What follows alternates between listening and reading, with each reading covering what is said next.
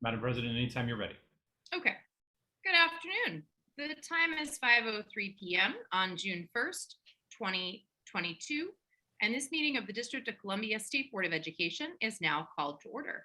The roll will now be called to determine the presence of a quorum. Mr. Hayworth, please call the roll. Representative Lopez, Representative Lopez, Representative Johnson, Representative Johnson, Representative Bernstadt, Representative Bernstadt, Representative Kasoy, Present. Representative Chang, Representative Chang, Representative Wattenberg, Representative Wattenberg, Representative O'Leary, Here. Representative Parker, Representative Parker, Representative Thompson, Present. Representative Reed, Present. Representative Patterson, Present. President Sutter. Present. Madam President, you have quorum. Thank you, Mr. Hayworth. A quorum has been determined and the State Board will now proceed with the meeting. Welcome all to our June working session of the State Board. I want to thank the staff of the State Board for their flexibility in shifting us to a virtual setting for this meeting. I also appreciate Aussie's flexibility in shifting their presentations to a virtual format tonight. Thank you all for that. The application process for our student representatives and student advisory committee is now open, and the deadline has been extended to June 15th. I encourage members to include information about the application in their communications with constituents. And one other thing I just wanted to note, and I imagine may come up in our new business tonight, is that I have been hearing all day, as I know Vice President Thompson and other members have likely been hearing, about broken air conditioning in our schools. And so I want to simply note that the representatives of the board are listening. We are tracking this, and we share the concerns of city residents that classrooms without air conditioning as the temperatures rise are not conducive for learning. And so we remain concerned that those be fixed as quickly as possible, and that our students have optimal conditions for learning, and that our teachers have the workspaces that they need to do their jobs on behalf of their students. I'm pleased now to turn to our executive director for his report. Thank you, Madam President. I only have a couple quick things to report. The first is a reminder that, or just a note that, to my knowledge now, all members of the State Board and staff who are required to report for public financial disclosures have done so by the time, or actually by today, by the reporting requirement day. And I really appreciate everyone taking that under advisement and making sure that it's done appropriately. There are a couple things that I wanted to note.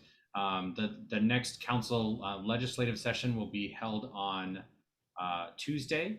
And at that meeting, there was some legislation that is affecting some of the work of the State Board, and you should check your emails for information related to that.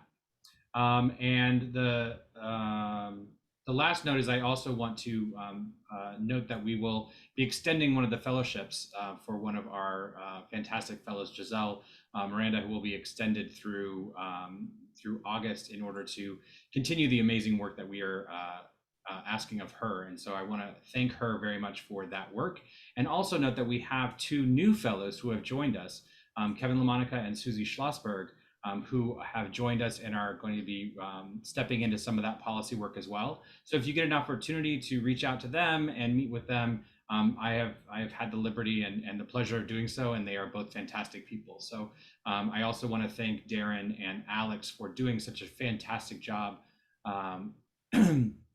in running our fellowship program over the years. We have been blessed by having such great policy fellows to amplify the work of the board. And thanks, Madam President. That concludes my report. Thank you, Mr. Hayworth, and welcome to our new fellows. I concur. We continue to have stellar policy fellows working on behalf of the board, and we all get smarter through the work that you all do during your time with us. So thank you so much, and welcome to Susie and to Kevin. Do members have any questions for Mr. Hayworth about his report?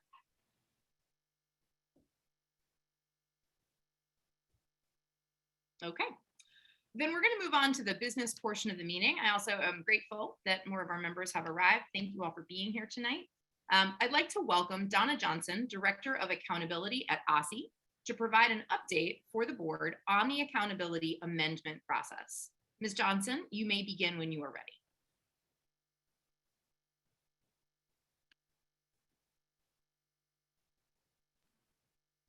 Thank you so much, President Sutter. And thank you, Mr. Hayworth, for controlling our slide deck today. It is with great excitement and pleasure that I am able to come to you today. And I'm excited to share with you the recommendations that we have for the accountability revisions in our Essa Amendment. We have just recently posted our full Essa Amendment on our Aussie website. I know that that will be dropped in your chat momentarily if you're not familiar with where that page is on the Aussie site.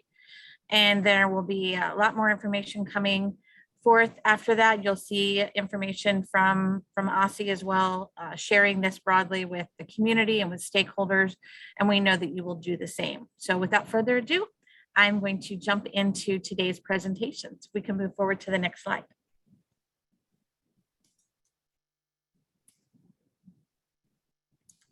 So quickly going to go over the timeline that we have talked about a couple of times, just to reiterate what that timeline is and also make sure that the public is aware of that timeline and address any confusion or questions that you may have. I'm going to go over in detail. The accountability system revisions and I each. apologize. Could you suspend for 1 second? We're having problems with the YouTube live and I want to make sure that it's available for the public. No problem. I'll wait. Thank you so much. Sure. And I'll drop that link in the chat if it's not already there.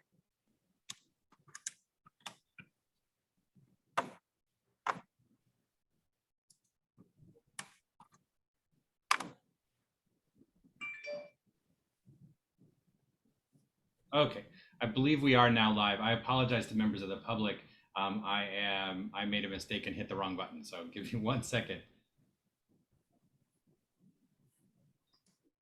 Thanks to all who caught it so that we have this important part of our meeting about the accountability framework live streamed to everyone who's watching tonight. We would never want anyone to miss that. Thank you, Ms. Johnson. Thank you, Mr. Hayworth. So I'm going to quickly go back over that timeline, make sure that there are no questions, and then I'm going to go into the details and then talk about the next steps. So without further ado, we'll proceed into the meat of our discussion tonight.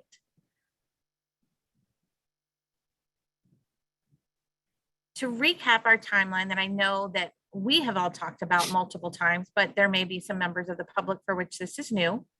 Between March and May, we engaged in stakeholder engagement in thinking through and talking about different changes for the accountability system. We also had a few conversations along the way around some changes for the report card that will be discussed in further detail in our next iteration of stakeholder engagement.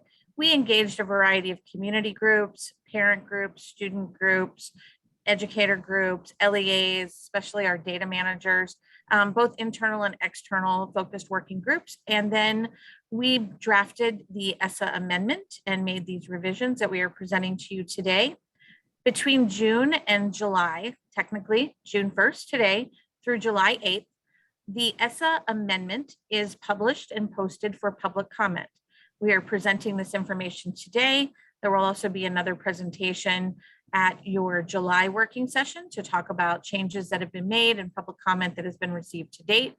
And then at your July regular meeting, the final proposed changes will be presented to you for action and approval for the accountability system so that the Essa Amendment can then be further submitted to US Ed for its full approval. Following that, we will engage with LEAs and internal Aussie divisions to make the necessary changes to the accountability framework technical guide that'll be used for the 22-23 school year. That's especially important to our schools and LEAs so that they have a full understanding of the methodology and the business rules for each of the metrics for which they'll be held accountable for during that school year. And we've committed to trying to have that to them as close to the start of the school year as possible. Next slide, please.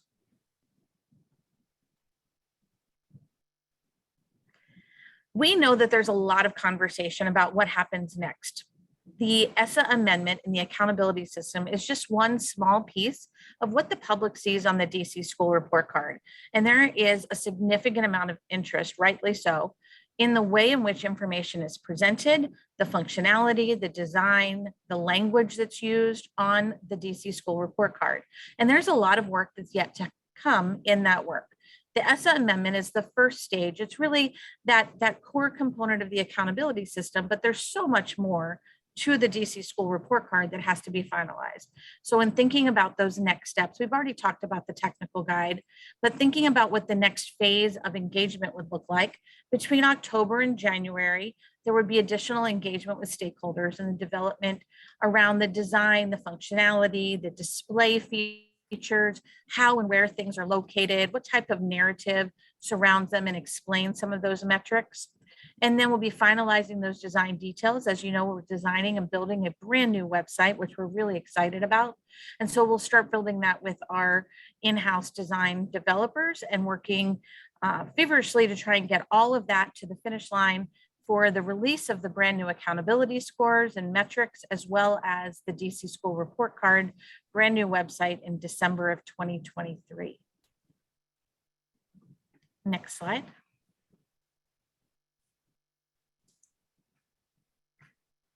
I put the slide in here that I know that many of you have seen multiple times, and any of you that have come to any of our stakeholder engagement are familiar with, but I want to make sure that we reiterate that as we embark upon the changes for our accountability system, it was important that we ground ourselves in the foundational principles as well as the design and use principles in that system, recognizing that as we are making change, it's not simply change for change's sake, that we have a lot of federal requirements that our accountability system must align with, but we also have some core foundational principles that were important for us to address and make sure that everyone was understanding what those guidelines were as we were making change.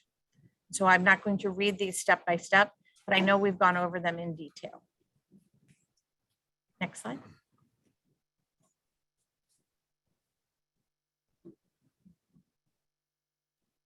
As we started in this work, when I first presented to you in March, in the beginning of this engagement, I identified 3 priority focus areas for Aussie.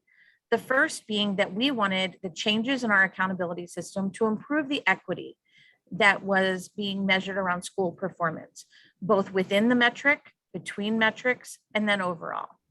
We also wanted to make sure that we were better able to reward growth, whether that meant that we were adding new growth metrics, refining the methodology and the changes in growth metrics, or simply thinking about how we presented that data and calculated that data. We also know that we wanted to continue to strengthen the priority areas of the district, specifically what those gaps were between our historically underserved students, addressing how we measure and can capture the supports and the progress of our students for college and career readiness, the way in which we can align the supports and the resources available for students with disabilities. And then last but not least, the specific emphasis that we've had for multiple years now on reducing chronic absenteeism across our schools. Next slide. I'm going to go through a series of slides now, and I'm going to recap and share with you the different changes that have been made in the accountability system. And across the top of each one of these slides, you will see one or more of the 3 priority focus areas to address which of these priority focused areas are being addressed with this specific change. So first, with respect to student group reporting, this is different than student group weights, which we will talk about in a little bit. But in thinking about student group reporting, one of the things that we talked about was making sure that the way in which we were capturing economically disadvantaged students was consistent across all schools. We know that we chose to use the at-risk designation, and federal guidelines require us to identify an economically disadvantaged student group. We'd had a lot of conversations around the fact that the at-risk group as defined is not necessarily consistent with the economically disadvantaged student group. And so we also know that there are different groups of students included in the at-risk definition in different grade bands of schools. And so the decision that was made is to continue to utilize the economically disadvantaged language, which exists in the ESSA plan currently. But in practice, we are going to no longer be using the quote unquote at-risk student group that's defined and used in a variety of ways. We are essentially using the at-risk group minus the overage component. That does not mean that we are going to lose sight of or lose transparency of the performance of those overage students. We are committed to continuing to represent those on the report card as a disaggregated group, but allowing us to measure these economically disadvantaged group in this way, make sure that the economically disadvantaged group represents the same student group populations in elementary, middle, and high school. With regard to students with disabilities, we heard a lot of different feedback from stakeholders across the board around concerns around masking performance of students with disabilities by getting too intricate in how you disaggregate or combine the performance, recognizing that the performance of the students with disabilities group is varied, and that group in and of itself is quite diverse. We want to make sure that what we are responding to is meeting the needs of our parents, communities, and the users of the report card. And more than anything, we heard that people want to see access to the types of resources and supports that are available for students with disabilities, the types of programming and students with disability support or staffing that's available and has routinely been available at schools. That is something that can be explored further in future report card development, but is not a component of an ESSA accountability plan. Next slide.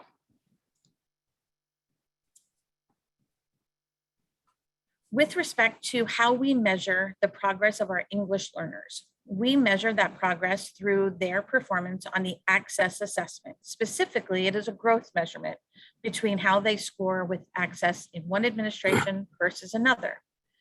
We have changed the exit criteria on the access assessment from 5.0 to 4.5. This has been a discussion over multiple years. As you may recall, when we first applied for and received the approval of the ESSA plan, we noted that the access assessment had changed and that Aussie was committed to reviewing that new access assessment. This is the first opportunity for us to actually make that change formally in our ESSA plan. And this change from 5.0 to 4.5 was actually implemented within all of our access assessments and at all schools this year, but it'll be integrated into our ESSA plan with the inclusion of it in our access growth measure. With respect to the access growth methodology, there was a significant amount of data reviewed and research done on how English learners attain language proficiency. And as a result, new nonlinear targets for that growth will be established. And so the methodology has changed from a linear targeted methodology to one that is nonlinear, more reflective of how English learners attain language proficiency. It also allows us to calculate these targets based on year-to-year growth and award points for the proportion of the growth goals that are met, not simply a binary yes or no decision, which better rewards growth and creates a better equitable representation of our English learners' progress. Next slide, please. With respect to attendance, we know that in the current system, we have what is called a best of measure. That means that some schools received a metric score for 90%, which is simply the inverse of chronic absenteeism, or attendance growth. They did not receive both. We also know from our statistical reviews, and something that you have talked about often as well, is the fact that attendance growth is less associated with socioeconomic levels. We know that chronic absenteeism continues to be a struggle within our schools and across our schools, and that simply not measuring it does not make it go away. We know that it is not the same across all schools. And in fact, in some schools, we see within the same neighborhood, very different rates of chronic absenteeism, which are directly addressed by supports and programs and structures that are supported by our schools and by our LEAs, and something that we think is essential to include in our measurement. So we are replacing the 90% attendance with chronic absenteeism. This is consistent with the reporting that we have done over the last 2 years during COVID. As you are also aware, chronic absenteeism is already a requirement to be on the DC school report card. This is simply taking that 90% attendance renaming it as chronic absenteeism. It is simply the inverse. And then we are also replacing the ISA measure with attendance growth so that every school has a measure of chronic absenteeism as well as attendance growth. And then where we had pre-K ISA, we will be replacing that with pre-K chronic absenteeism. Next slide. We have several revisions in the high school metrics. Specifically, as you know, back in 2019, we first brought a proposal to you for including a high school growth metric into the accountability system. We have committed and stayed committed to that. And we have proposed in this amendment to add that relative growth metric for ELA and one for math that will be included in the 2024 accountability calculations. The reasons for that, as you know, we did not have statewide assessments in 1920 or in 2021. So using multiple years of data, the first year that we would be able to implement this after a set of metric rules modeling and test for validity would be in 2024. We have also added the 5-year ACGR rate into the accountability system. This also then adds that into our long-term goals and provides an opportunity to better reward schools that are continuously supporting students towards graduation after the 4-year time period. We have also added dual enrollment to what used to be an AP and IB participation metric. We know that as a district, we had significant investments in dual enrollment, and a number of our high schools have really moved in that direction of making dual enrollment more accessible to more students. And we want to make sure that we're able to capture that in our accountability system. Right now, the best way that we can capture that is through participation. It doesn't mean that that's the only way in the future that it can be captured, but right now that's the data that's available that we'd be able to integrate immediately into our accountability system in 2023. We also made the decision to remove the Satdc percentile. We have kept the SAT college and career readiness metric, but we removed the DC percentile after statistical reviews showed that there was both a strong association with socioeconomic levels, as well as very little meaningful differentiation for that metric across schools. Next slide, please. One of the things that we looked at was really thinking about what are some of the drivers for strengthening equity, for addressing equity, how we better reward growth, and thinking about all those other changes that we just talked about. We know that the total metric points on our accountability system totals 100. And so we wanted to take a look at that with the changes that we were making and adjust our metric points accordingly. One of the things that you'll see is that we made a significant investment in the weight for student growth. In addition to changing the methodology of access growth, in addition to adding an attendance growth metric, we recognize from statistical analysis that growth is one of the large drivers and levers for addressing equity concerns. So as a result, we have changed the median growth percentile weight to 25 for ELA and math. The growth to proficiency has also been changed to 25 for ELA and math. That is an increase of 5 points per metric. So what you'll notice is that that other academic indicator and academic growth indicator, that second indicator is now worth a total of 60 points, 3 times the weight of academic achievement. We also made slight changes in some of the school quality and student success metrics. You'll see that for the elementary and middle schools, we made a slight decrease in chronic absenteeism from 7.5 points down to 5. Attendance growth was maintained at 5, which is what ISA was previously.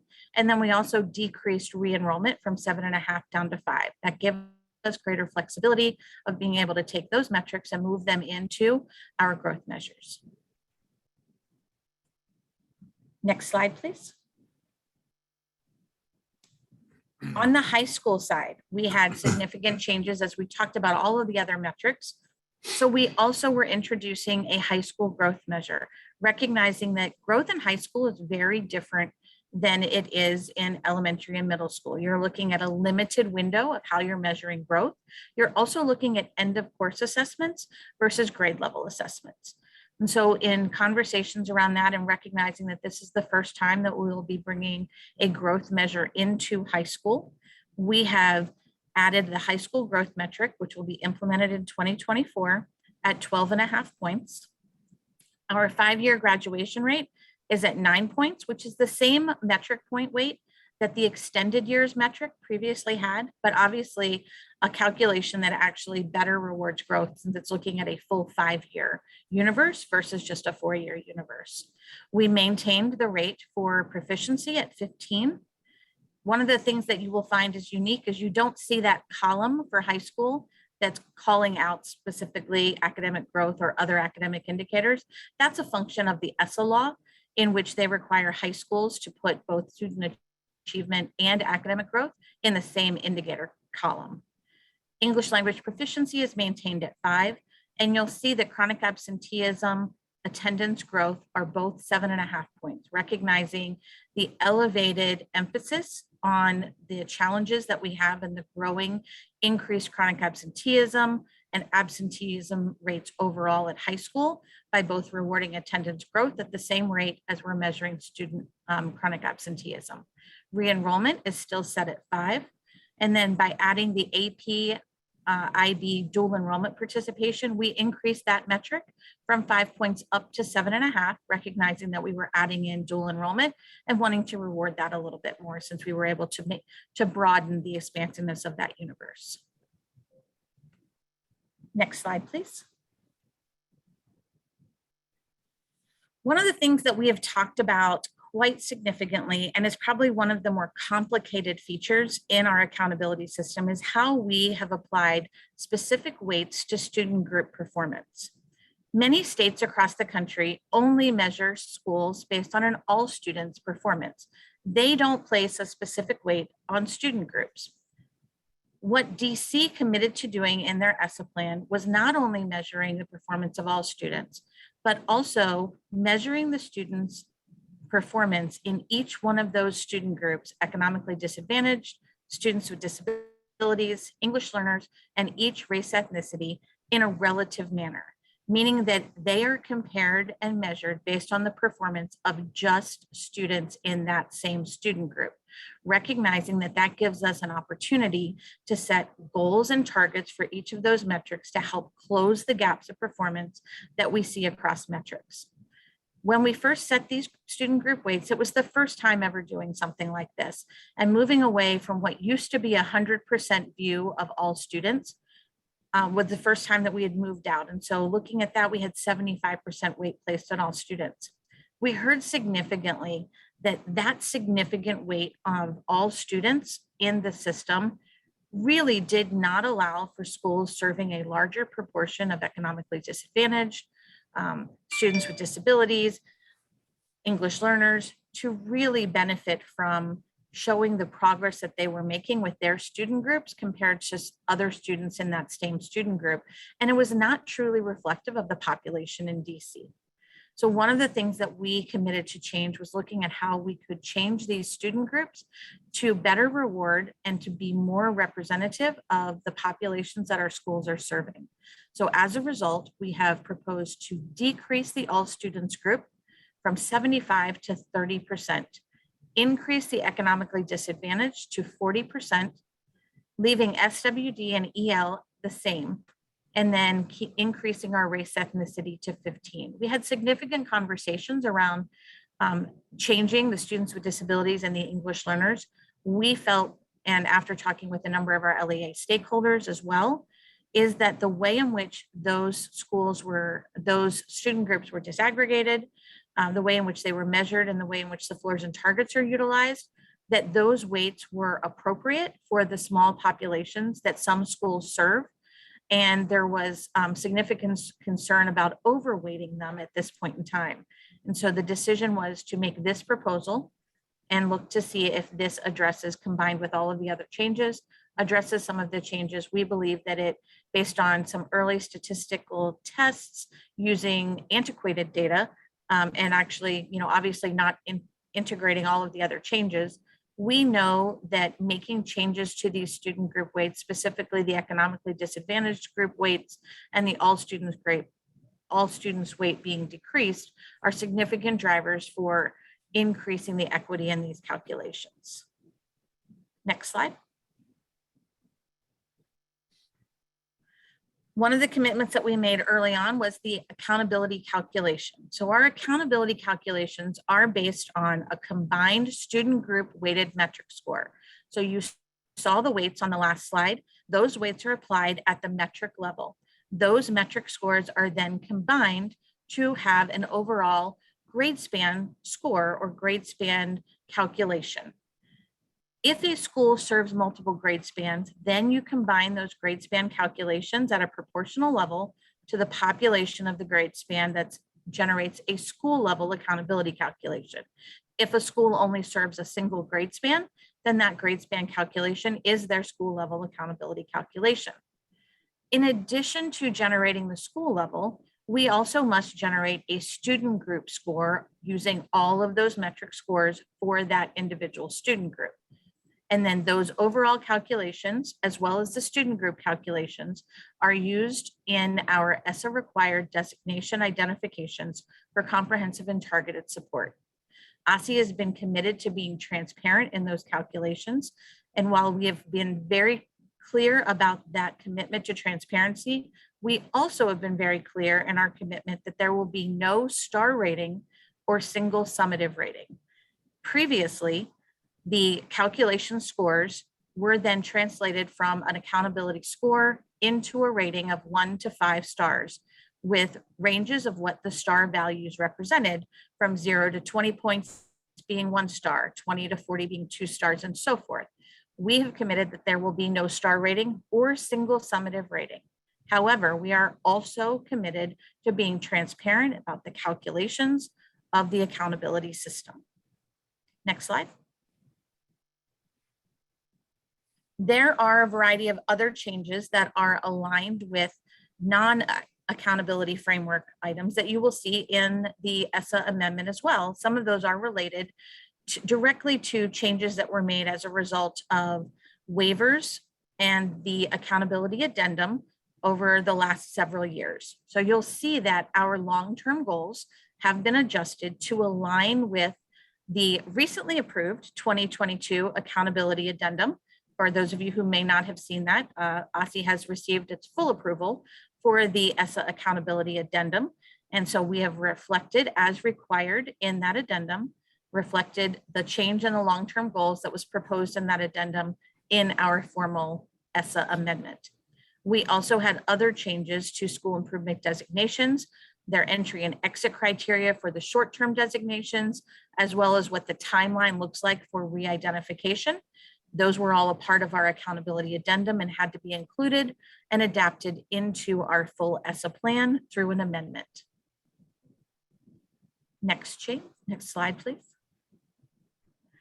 Within the long-term goals, what you will notice is that the academic achievement for ELA and math is simply shifted 2 years to the right, meaning that it's 2 years forward. We had no assessments in 1920 and 2021, consistent with the request that we received approval from US Ed for in our addendum.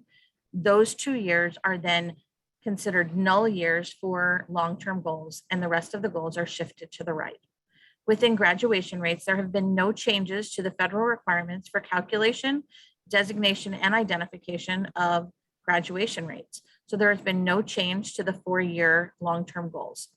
Because we are adding 5-year graduation rate into our accountability system, we must also add 5-year ACGR rates for long-term goals.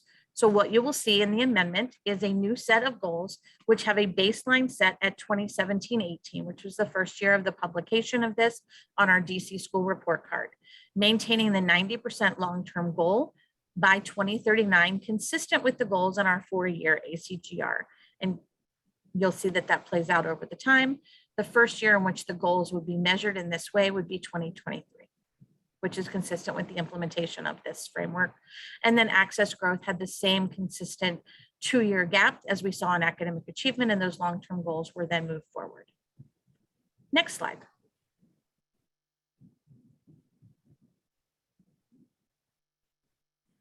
School improvement designations. As you are aware, we have multiple school improvement designations for comprehensive support as well as targeted support. Comprehensive support consists of 3 different comprehensive support categories. Most often discussed are the CSI schools, or lowest 5% of schools. However, those are not the only comprehensive support designations. We also have a comprehensive support designation for low grad rate, or CSI grad rate, which is identified for schools with 4 and 5 year ACGR rates below 67%. We also then have a 3rd category of comprehensive support, which Aussie has not yet had anyone escalate to. In part, a reason for this is that we have not had generated STAR or accountability scores for enough years to generate into this designation. And so this designation would be a student group designation, meaning a school that had been identified for additional targeted support and improvement that had not met their exit criteria after 3 years would automatically be escalated into a comprehensive support designation. Under targeted support, we actually have 2 different categories. We have additional targeted support and improvement, which is a definition that is identified every 3 years. We made our first designation in 17-18. And those are schools that have a school level student group that is performing at or below the same level of the bottom 5% of schools. And so that first designation under this new amendment would take place in 23-24. Just to clarify, that's the same for almost all of these because of the Essa addendum and the way in which our designation timeline was set forth in that addendum, with the shorter term designations happening in 22. And then last but not least, our targeted support and improvement, or TSI designation, occurs every year. And this is a slight change in methodology. We had proposed in our original ESSA plan that this designation would be a school that was underperforming 2 out of 3 years. In thinking through about what that calculation looks like and how that could create to both over-identification and duplication of identification, we revised this methodology so that it is a school with a school level student group performing at or below the lowest 5% for 2 consecutive years. And so if you have that same student group performing at or below for 2 consecutive years, you would be designated for TSI. This is an annual designation required under ESSA. And the first designation of this definition would be in 22-23. We would continue to use our current definition until this amendment went into effect in 23. Next slide. Areas that you will not see in this amendment, but are areas that we have discussed and we will continue to look at, explore, develop, as well as continue to test some measures and consider other options, are career readiness measures. We know that's something that we are very committed to including into our accountability system, but we must first make sure that our data is high enough quality and calculated and collected in a manner that is able to be integrated into our accountability system. So it's something that I know that Aussie and the district has placed a significant emphasis on, and something that we are excited about being able to include into the accountability system in the future. We also have talked about the DC science assessment, recognizing that prior to the COVID interruption, we had only tested and used that assessment once. Before we integrate that assessment into our accountability system, we wanted to have additional years of data to be able to review and set targets appropriately before deciding to include it into our accountability system. Another area that has been talked about quite a bit is how we measure and accurately describe the support and performance that our K-2 schools are providing to students. And that's an area where we are committed to continue the revision and additional development of what this could look like over time. There's also been a lot of conversation of what it means to have on-track measures. On-track measures typically speak to course level data. As you know, Aussie is in the midst of a course level data project, and the work of that course level data will be able to help inform any development of measures such as an on-track measure. And last but not least, there's been a significant conversation around the inclusion of school climate measures. And as you know, Aussie does not, DC overall does not have a common school climate measure to be used in an accountability system or on a DC school report card. And so we can only measure those things in which we have that are common and align with the requirements under the federal accountability system. Even the conversation of bringing a school climate measure to the report card would require that we have a common tool. And that is something that Aussie is committed to having continued development and conversation with respect to, but it is not a part of the Essa Amendment. Next slide. So with respect to the next steps of the Aussie and state board engagement, as I said before, we have published the amendment on our Aussie Essa webpage. The public comment period is from June 1st through July 8th. We are presenting here at the June State Board working session. A presentation will also occur at the July State Board working session. And then we hope that there will be a vote by the State Board at your July regular meeting on our final Essa amendment. Upon that approval, we'll be able to submit it then to the U.S. Department of Education for their final approval. Next slide. And that is it. And I'll hold that and take any questions that I'm sure are out there among the members. Thank you so much, Ms. Johnson. Before I turn to members for questions, I'm going to take presidential prerogative for a moment and just offer a few comments to frame the forthcoming discussion. So I want to first appreciate Aussie's work to get this Essa amendment to us in a quick fashion. We passed our resolution in January, towards the end of the month.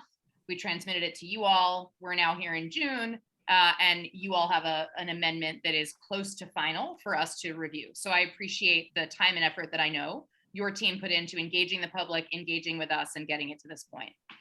Second, I appreciate the focus on equity at the center, the continued focus on growth that Aussie has presented through the access growth, the addition of high school growth, the increase in the growth weight on achievement is really an important change for equity, as is the shift in the student weights, the shift towards a real focus on our economically disadvantaged students in the calculations to make sure that the children who walk through the doors of a school are being well served and that our accountability system is focusing on that. I think that's really important.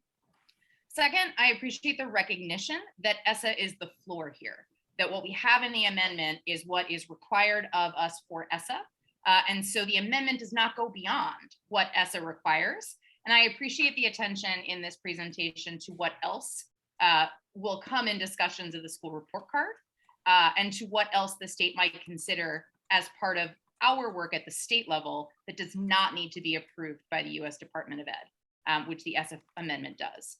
And then finally, I appreciate you building out a coherent plan for what comes next in the report card engagement. I think that's important both for members, but especially for the public to see the time horizon of where this work goes. So I just want to thank you for that. I have some questions that I will save till the end, but I hope we all can take that mindset of the work that is done to date into our questions so that we're looking towards the future with the questions that come.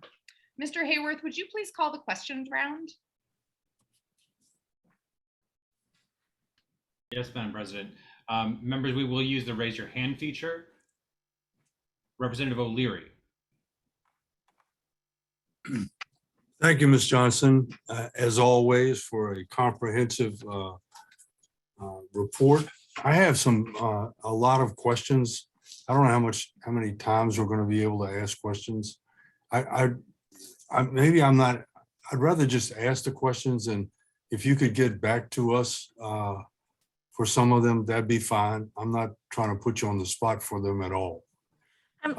If I could, I think one of the benefits of y'all asking questions is for the public to be able to hear our answers. And so to the extent that your timeline allows us to answer the questions, and to the extent that we're able to, I'd like to be able to answer as many questions as you have this evening. Great. Okay, well, someone can yell at me and to stop then. They're quick questions. After all of the engagement is done, who makes the final decision? With respect to what, sir? With respect to the accountability, the whole accountability system? Well, Everything that you went over, who makes the final decision on that? so the final decision that comes before you is agreed upon by Superintendent Grant. She reviews that presentation and she reviews the recommendations from my team. Based on that stakeholder feedback, we have significant feedback and conversations, but ultimately the amendment that you are seeing has gone through all of those protocols and is the amendment recommendation from Dr. Grant. It is then contingent upon your board to approve that in order for us to send it forward to the State Board of or to the U.S. Department of Education.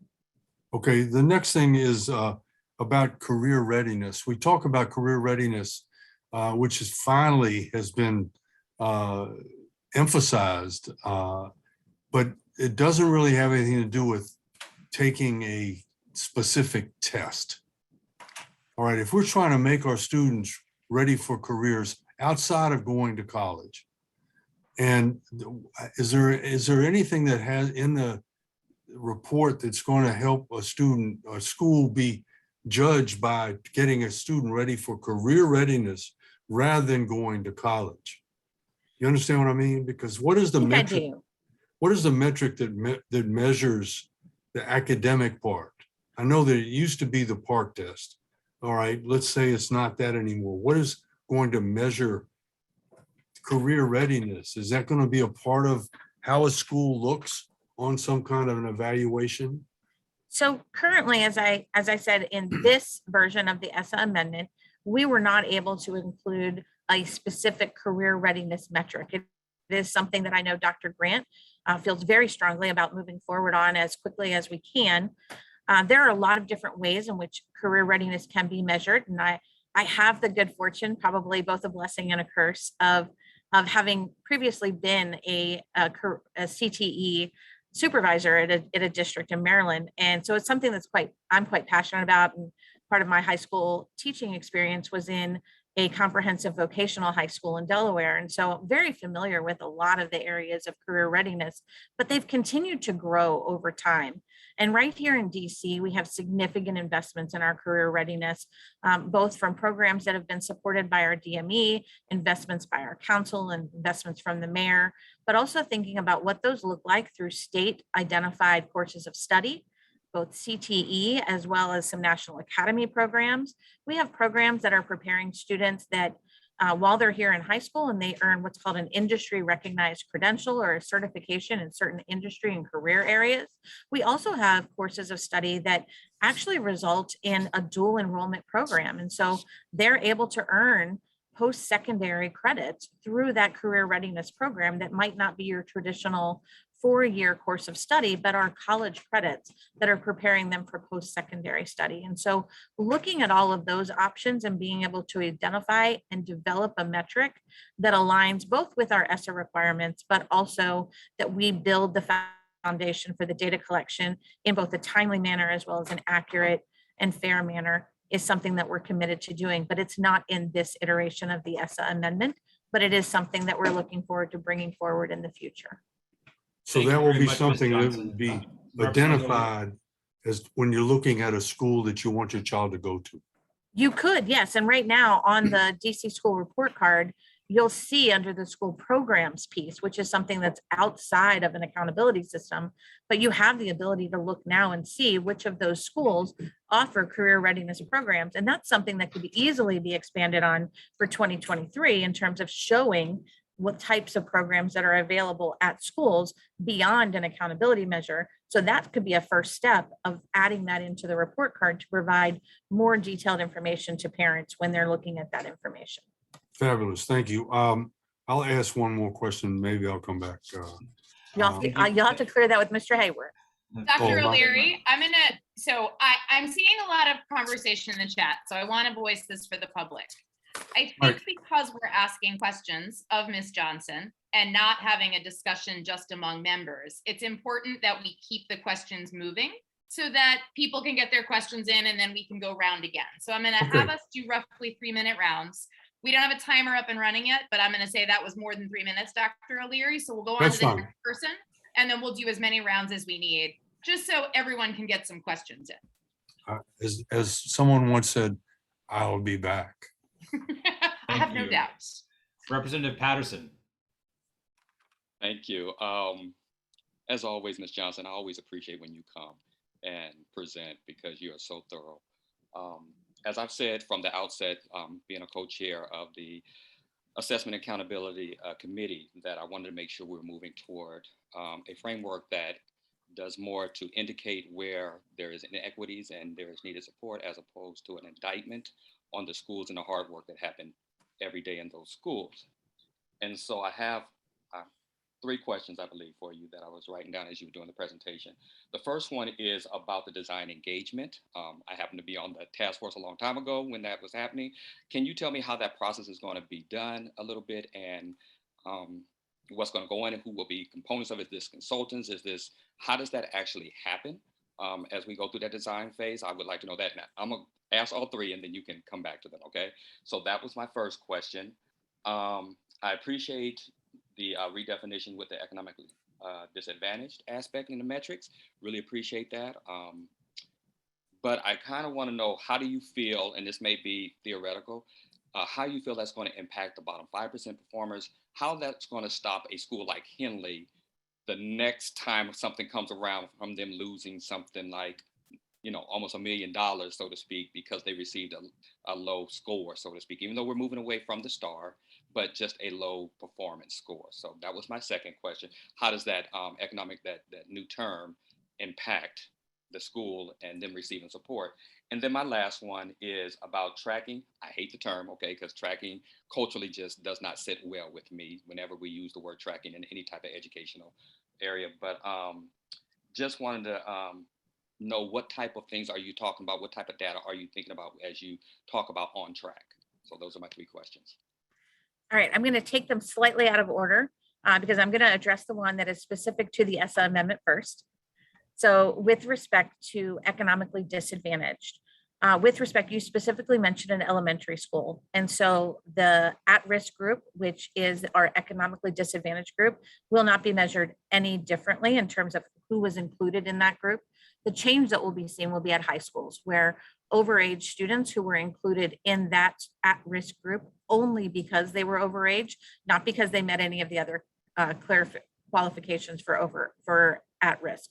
And so economically disadvantaged, does the definition of that would not impact Henley Elementary School at all. What would make changes to their accountability system, obviously the performance that they have within the metrics, but more specifically, the fact that we have increased the weight on growth, which we know that growth is one of the strongest and most clearly connected metrics to addressing and driving equity.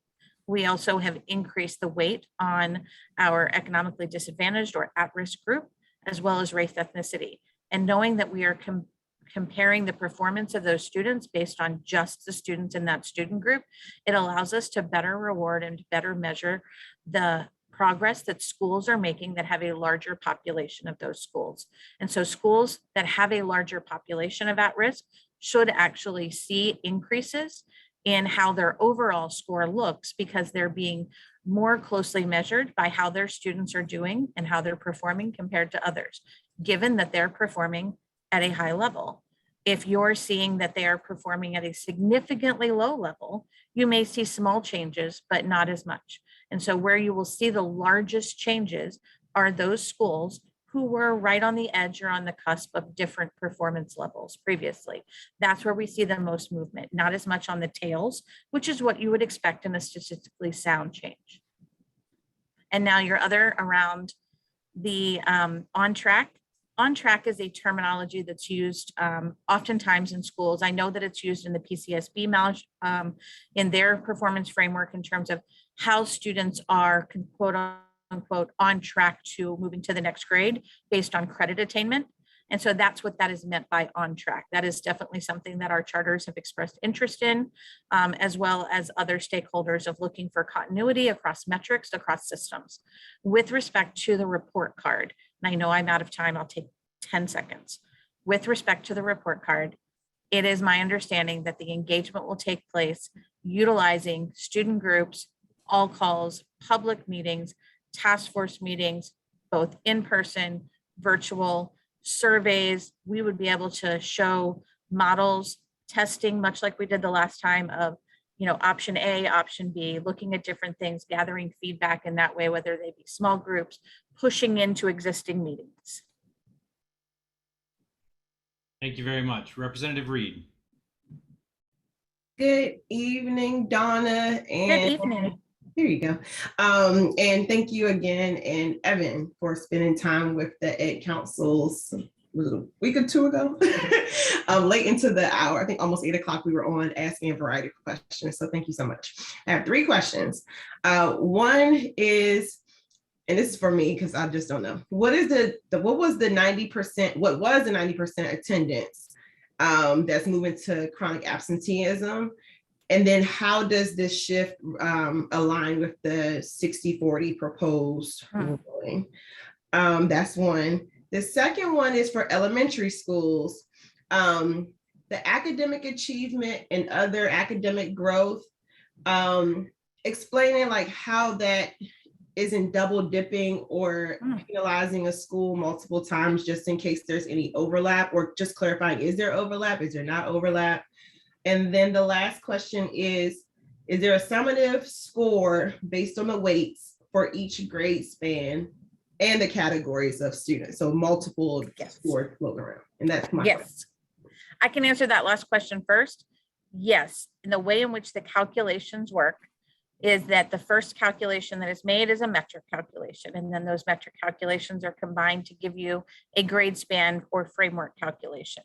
If a school serves multiple grade spans, that's where the grade spans are combined for a school level.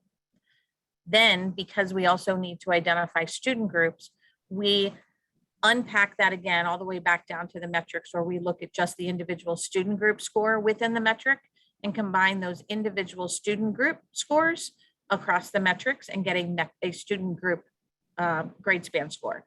Same would be true if a school served multiple grade spans, then their student groups would be combined to have a school level student group score. Those scores would be what would be used to identify for targeted support.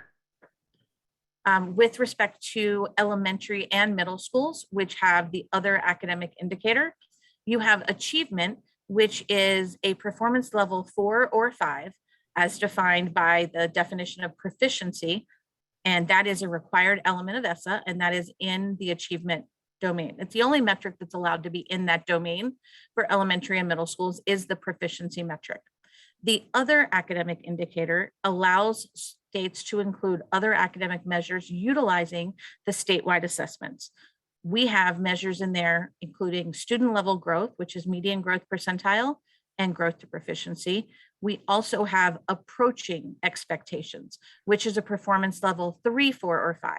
And so that goes below proficiency and brings credit into the system for schools that have students who are scoring at that approaching level. And that's a metric that's been in since the beginning of the framework.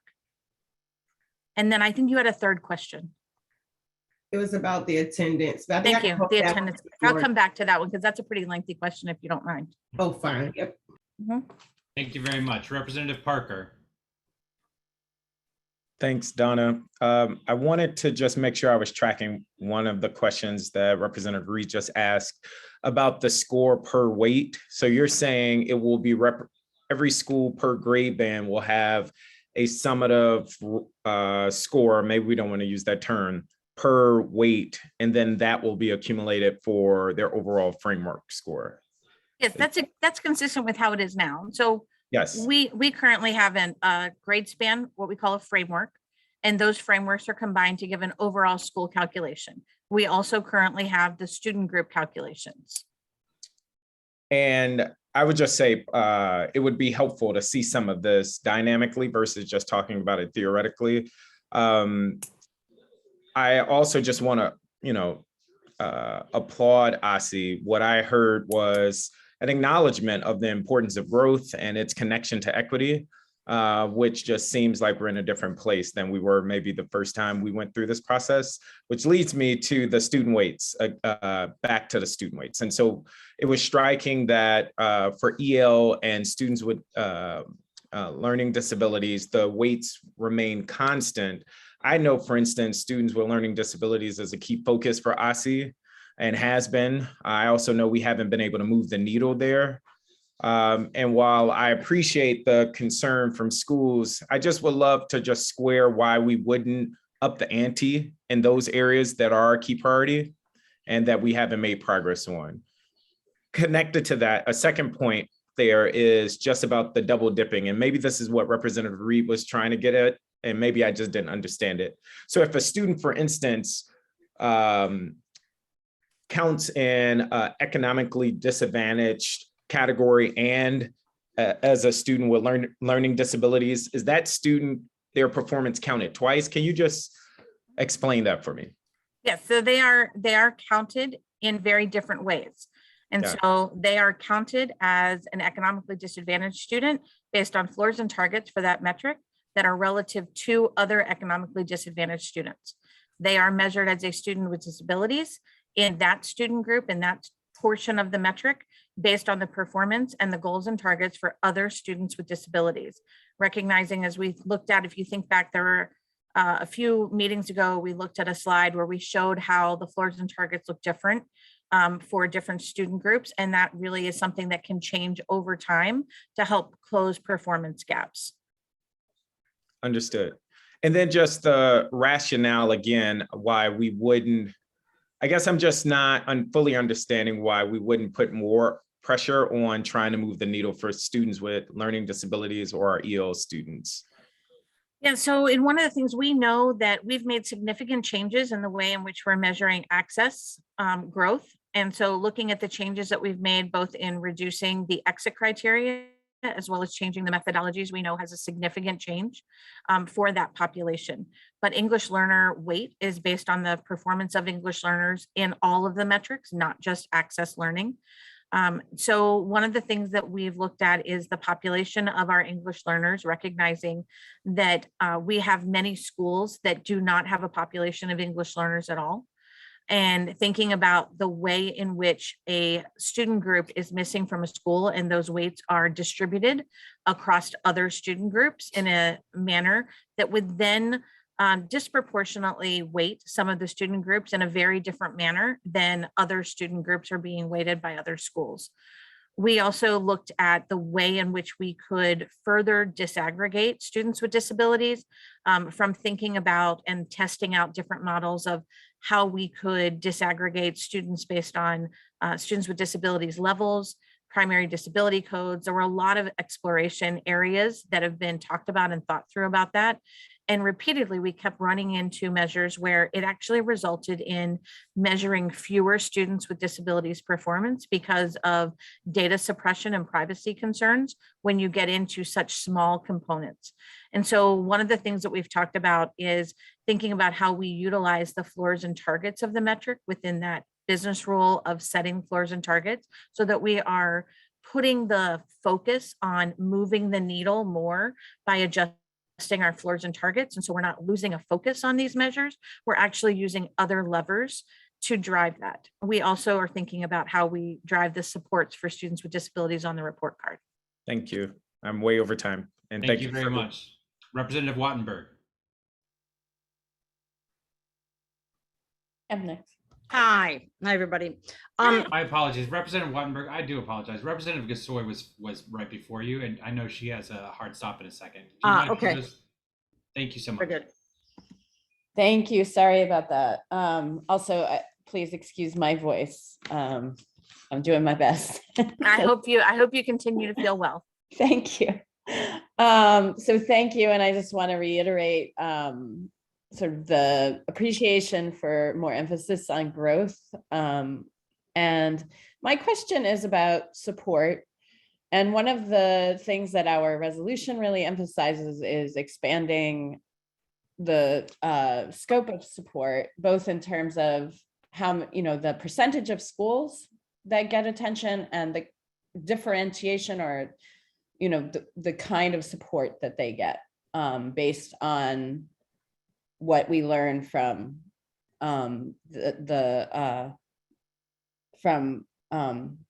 being assessed. So I guess I'm wondering where that fits in, because this is where it's kind of tricky, talking about where we separated the amendment from the conversation about the dashboard, because some of them are interconnected, right? So I guess I'll just leave it there and let you answer that. And then if I have time, I'll ask another question. Thank you so much for that question. And one of the things that I know we talked about with the resolution was the reference to additional supports outside of those required in ESSA would not be addressed in the ESSA amendment. It is not a component of the ESSA amendment. And so where it would reside would not necessarily be on the report card, but it would be more of an Aussie policy and a focus and an initiative for Aussie. And I know it's something that Dr. Grant is very interested in pursuing and exploring and developing further. And so I would defer to her guidance and timeline around how that is further developed. As you know, we've talked about before the plethora of supports and resources that Aussie provides to schools, utilizing data to better inform and target the schools for those resources. That is something that will not end. But what a more formal school improvement model could look like, or school support or continuous improvement model could look like, is an Aussie policy decision that's outside the scope of ESSA or the DC school report card. And you have time for a question. My other question is about the schools that are, both an elementary and a middle school. For instance, Meridian, which is like, they're two different schools, two different buildings, two different principals, but they get assessed as one school. I'm just wondering why that is, what the thinking is behind that, because they really are different schools. So the reason is quite simple. They have one single school code and did not apply for separate school codes. If they applied as two separate schools, they would have two separate school codes. We have a number of schools that have smaller grade spans and they have unique school codes because they have submitted and requested to have a specific school code for that school. Meridian, for example, is one school code.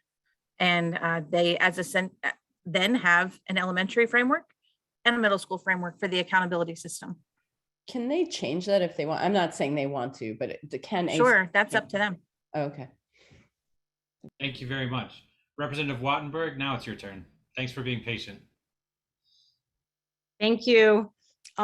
Thanks, Donna. Thanks, everybody, for the good questions. So I want to go back to the beginning and ask you a broad question, which is part of what you talk about is that the purpose of this is to improve equity. And I want to hear from you what you mean by that.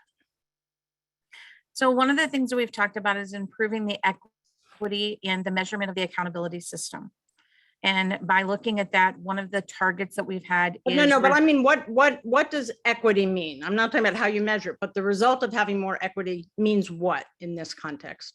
So in this context, we have been specific about this being the equity in the measurement, meaning that the way in which the measurement is calculated and the results of those are less associated with socioeconomic levels and specific demographic levels, making sure that the system is not designed in a way that is less beneficial or less of an accurate or reflective measurement of schools serving historically underserved students. So as an example, when you talk about moving from to more growth, for example, from performance, and I'm all for growth as to me, it's the most important measurement of the quality of a school. But if I'm trying to push resources to schools that need them the most, I would want to be very clear about pushing resources to schools where the absolute scores or the proficiency levels were very low. So to me, when you think of this as a formula that is going to lessen proficiency, I wonder if that is more equitable. So we actually haven't decreased the weight on proficiency at all. We have actually taken weights from other metrics to add to growth. We did not decrease the weight of proficiency. So you'll see that the proficiency metrics have the exact same weight that they had previously. However, as you know, when we had No Child Left Behind, that purely was a proficiency model. One of the benefits of the Every Student Succeeds Act is using multiple measures, recognizing that supports are not just driven by achievement, but supports are needed in a variety of ways. For example, when you think about chronic absenteeism, recognizing that even as low as pre-K, measures of chronic absenteeism are leading indicators of whether or not a student will be reading on grade level by third grade.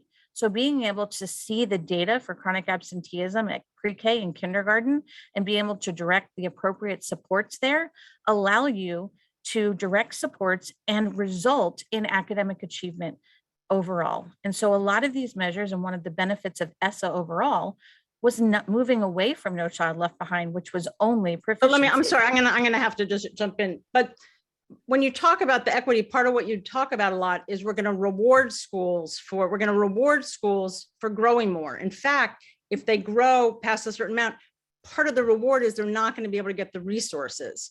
So in other words, how you judge a school in order to give it a quality score is almost the inverse, almost the opposite of how you would judge a school in order to give it more resources. So when I come back, I want to ask, you talked about at the cusp, some of these schools would change. And I am curious about whether it's going to, for the 5% of schools, whether schools that are more in need are going to be getting the resources or not.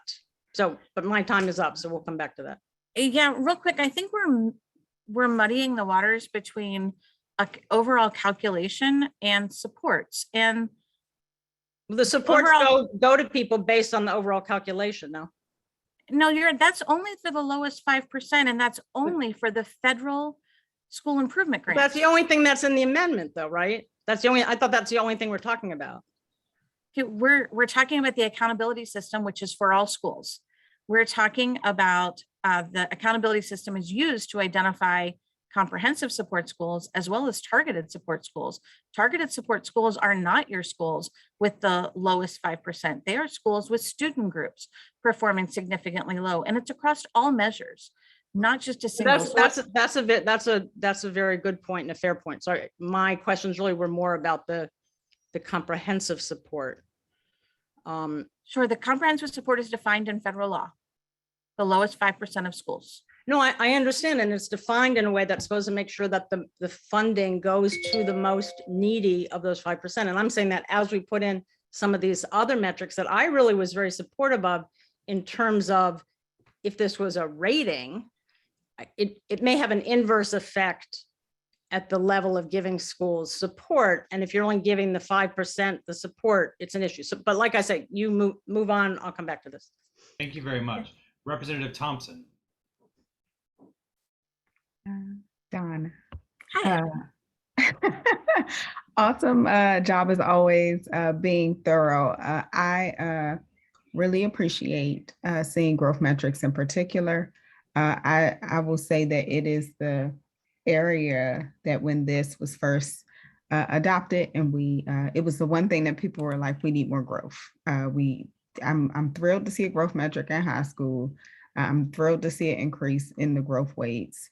I do want to focus a little bit on the shift to in-seat from in-seat attendance to chronic absenteeism, because I have some assumptions and I want to check my assumptions. And so I think my assumption is you are making this shift because if a kid shows up for school, a lot of times has very little to do with all the things the school might do to get them there. So if I think about, I don't know, pick on Ward 3. If Jenny probably has close to 100% of kids showing up at school every day.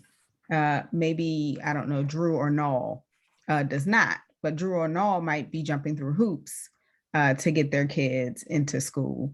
And so I would assume that this shift to measuring changes in chronic absenteeism is a nod to the efforts schools are putting in to address the issues they see with populations that are not already showing up. Is that correct? Is that like the why, or is it something else? It's a little bit of a both and. And Okay. so in terms of thinking about in-seat attendance is a metric that's a historic metric. It's a way in which people have measured the average rate of attendance in a school. But in-seat attendance in and of itself, with the statistics and the analysis that was run, recognizing there was not a significant difference or meaningful differentiation between schools in terms of what that looked like. And in fact, in some cases, our floors and targets were so narrow that it was really hard for schools to actually show any progress in that metric or any differentiated performance. But in terms of attendance growth and our chronic absenteeism, recognizing that the 90% measure is simply the inverse of chronic absenteeism. We had previously set up a system where schools got either or. And the design of that initially was thinking about that some schools may be having significant growth, and that might be higher than chronic absenteeism. What we've seen both as a country as well as DC is that chronic absenteeism is an issue that has continued to grow. We recognize that there is a continued focus and necessary focus on making sure that students are not chronically absent. Whether a day is counted as 80 or 20 or 60 or 40, it is still a day. And so if they have more days absent, then they're at risk of being more chronically absent. There are a wealth of studies that talk about the impact that chronic absenteeism has on future, both academic achievement as well as career achievement and actually life achievement. But we also recognize that attendance growth gives us the opportunity to reward those schools that are doing those things that are above and beyond. You know, I looked at this and I looked at some of our data and I made a couple of notes in advance, but we see chronic absenteeism rates that are very different at schools that are just blocks from one another. A school that has a chronic absenteeism rate serving 6th to 8th graders at 71%, but yet blocks away is another school with the same population, the same demographics, and theirs is just 35%. And they're in the same LEA. What's the difference? What's the change? What is this school doing to bring students to class and to school and participating in instruction in a way that is significantly different? And how do we measure that? How do we reward it? How do we address the supports that are needed? And so that's really what both attendance growth and chronic absenteeism gives us the ability to do. Thank you very much. President Sutter. Thank you, Mr. Hayworth. So I want to start, Donna, by giving you a chance to respond to the attendance question that Dr. Reed asked. Yes, so you were asking about, and can you restate that just real quickly to make sure I have it correctly, but I think it had to do with 60-40 and 80-20. Sure, and I think a piece of it may have been kind of tapped into. I tried. Representative Thompson's question. I was asking, just for my knowledge, what was the 90% attendance? Like, what was that? And then previously, just the definition of it. And then I think I get what chronic absenteeism now, but how does it align or play into the 60-40 move, which I think you also touched on. Yep, so I tried to touch on that. So whether a school day is defined as 80-20 or 60-40, it's still defined as a school day. However, a school day is defined. And so if 60-40 results in students being present more days, that means that they're absent fewer days. And so that would potentially have the ability to reduce the number of students who are chronically absent if there are less days by which they're absent. With respect to the 90% attendance, 90% attendance was simply a calculation of the percentage of students who attended school 90% or more of their enrolled days. The exact inverse of chronic absenteeism. Chronic absenteeism is the percentage of students enrolled in a school that miss 10% or more of their enrolled days. So it doesn't have to be 18 days. It is based on the number of days they've been enrolled in that school. If they're only enrolled in the school for 30 days and they miss 4 days, then they're chronically absent because that is more than 10% of the days of which they've been enrolled. Representative Sutter. Thank you so much, Donna.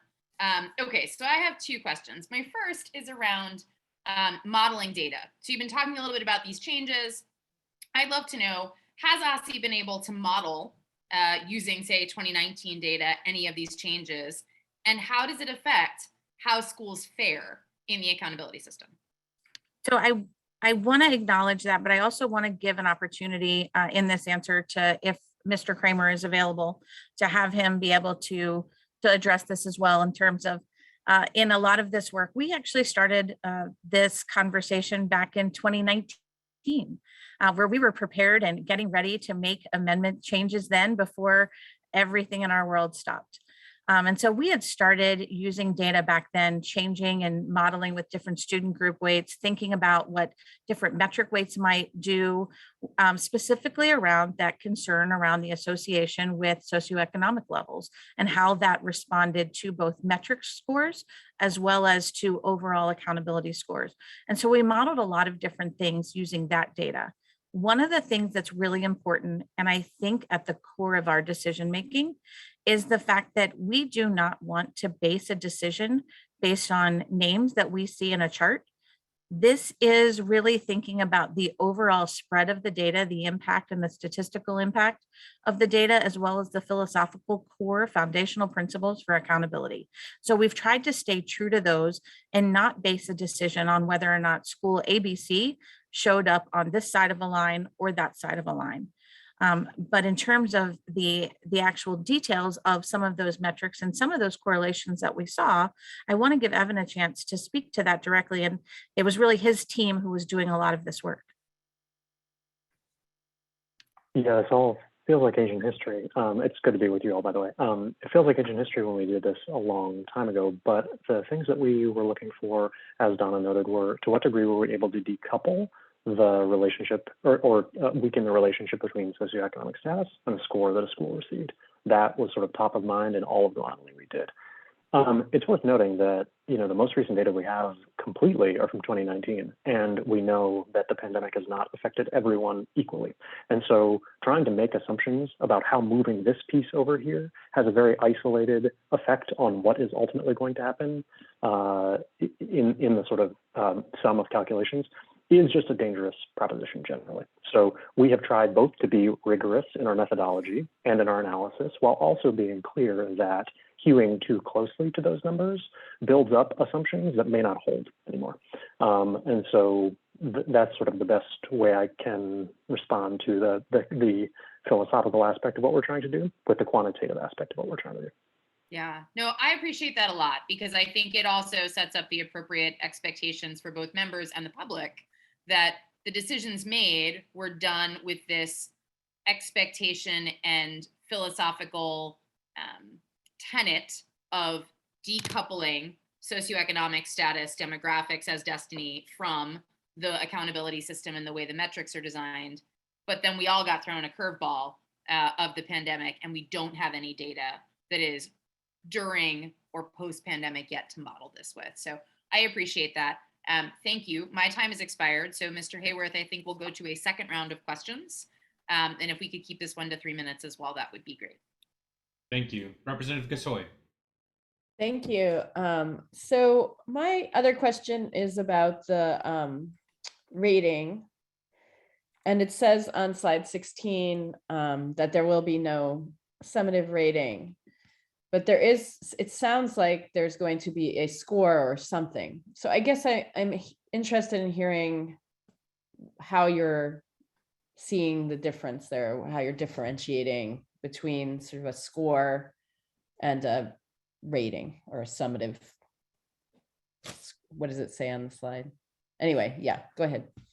Yeah, so in order to identify our lowest 5%, we must have a score. In order to identify the lowest performing student groups, we must have a score. And what Aussie is committed to is being transparent with that calculation. There's been a lot of conversation, including conversations that you've been a part of, in people communicating that they want to see that score lower on the page. They want to see that score with some type of narrative or explanation. They want to see that score with some type of description or context around how the school may be performing compared to schools serving similar populations. They want to see the different domains and indicators indicated more prominently on the page with the score in smaller text. That's all report card design and functionality. That is not a part of the Essa calculation methodology. And so when we're tasked with creating the Essa Amendment, we are tasked with explaining how the accountability score is calculated. And that is what we have done in the Essa Amendment, is identify how the score is calculated. Aussie has been transparent in its commitment to transparency. in that with that calculation, we do not intend to hold that back and not make that available to the public.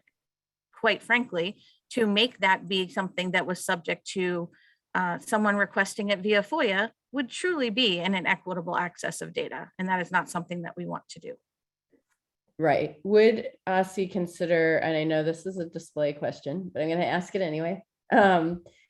Consider having that score in a separate place, like on the website versus on a report card? Well, the report card is the place in which accountability data must be displayed. And so I think Aussie has been very clear about making sure that we are putting information available in the place that is our ESSA related accountability space. And so placing it somewhere else on the website is really obfuscating the information from the public. I will not state to where or how. I think that would be a disservice to the additional stakeholder engagement that is forthcoming. And so we have heard from people already that there is a desire to not have it on the profile page. We have heard already that there is a desire to have it more towards the bottom of the page. And in meetings that you know that I've been in, I've acknowledged that and been very receptive to that, as have other members of our team. One of the things that I do not want to do is commit Aussie to a specific location, design, display without further stakeholder engagement. If we did that at this point, as others have called for, it would be a disservice to the external engagement that's yet to come. Thank you very much. Representative O'Leary.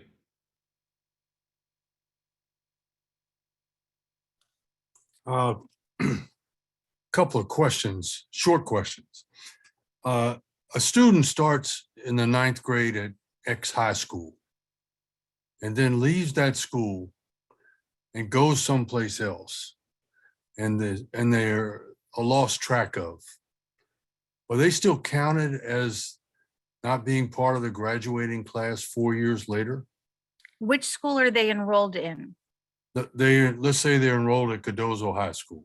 Okay, so they started their 9th grade year at Cardozo. Right. And they exited Cardozo and transferred somewhere else? Somewhere else, but we don't know where. We don't know where. And so we don't have any records to show that Right. they enrolled in another school, Right. in another state, or another place. Right. Under the federal definitions of the adjusted graduation cohort, they are the responsibility of Cardozo, and that is a federal definition of adjusted cohort. Is there anything we can do about that lunacy? Fraser, I'm You don't going have to, to call it. You don't have to call it lunacy. I'm going to refrain from telling you to lobby your congressman. But much to the chagrin of President Sutter. But yeah, that's a congressional, that's a federal change. That's not something that we can do at Aussie. That's a definition of adjusted cohort. You're on mute, Dr. O'Leary.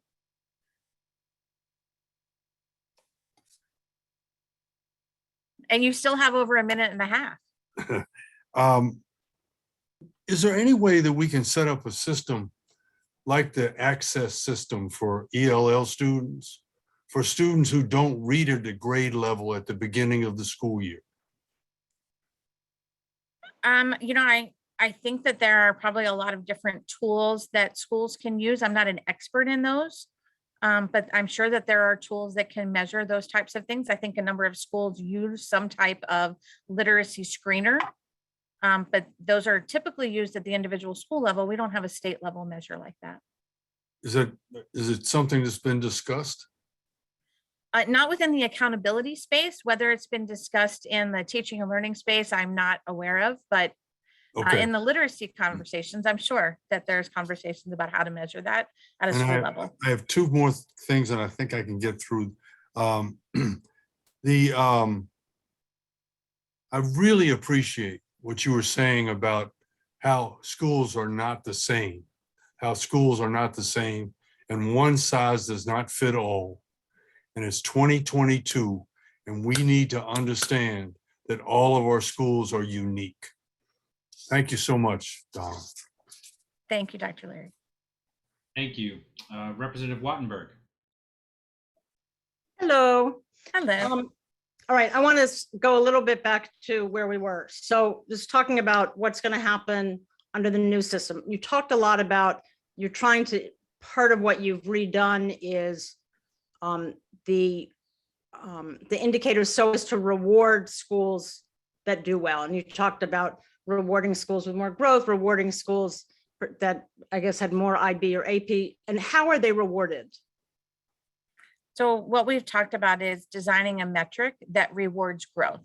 And so But I know, but schools reward, that have they get a increased higher, growth, they get a higher metric, but that's not a reward. That's like a higher number on a page. But are they getting rewarded for it? Are they being incentivized some way? if you're asking for financial support, I'm that is asking, not, you're calling it a reward, and I'm asking what is the reward? we're using that term as rewarded in the overall calculation.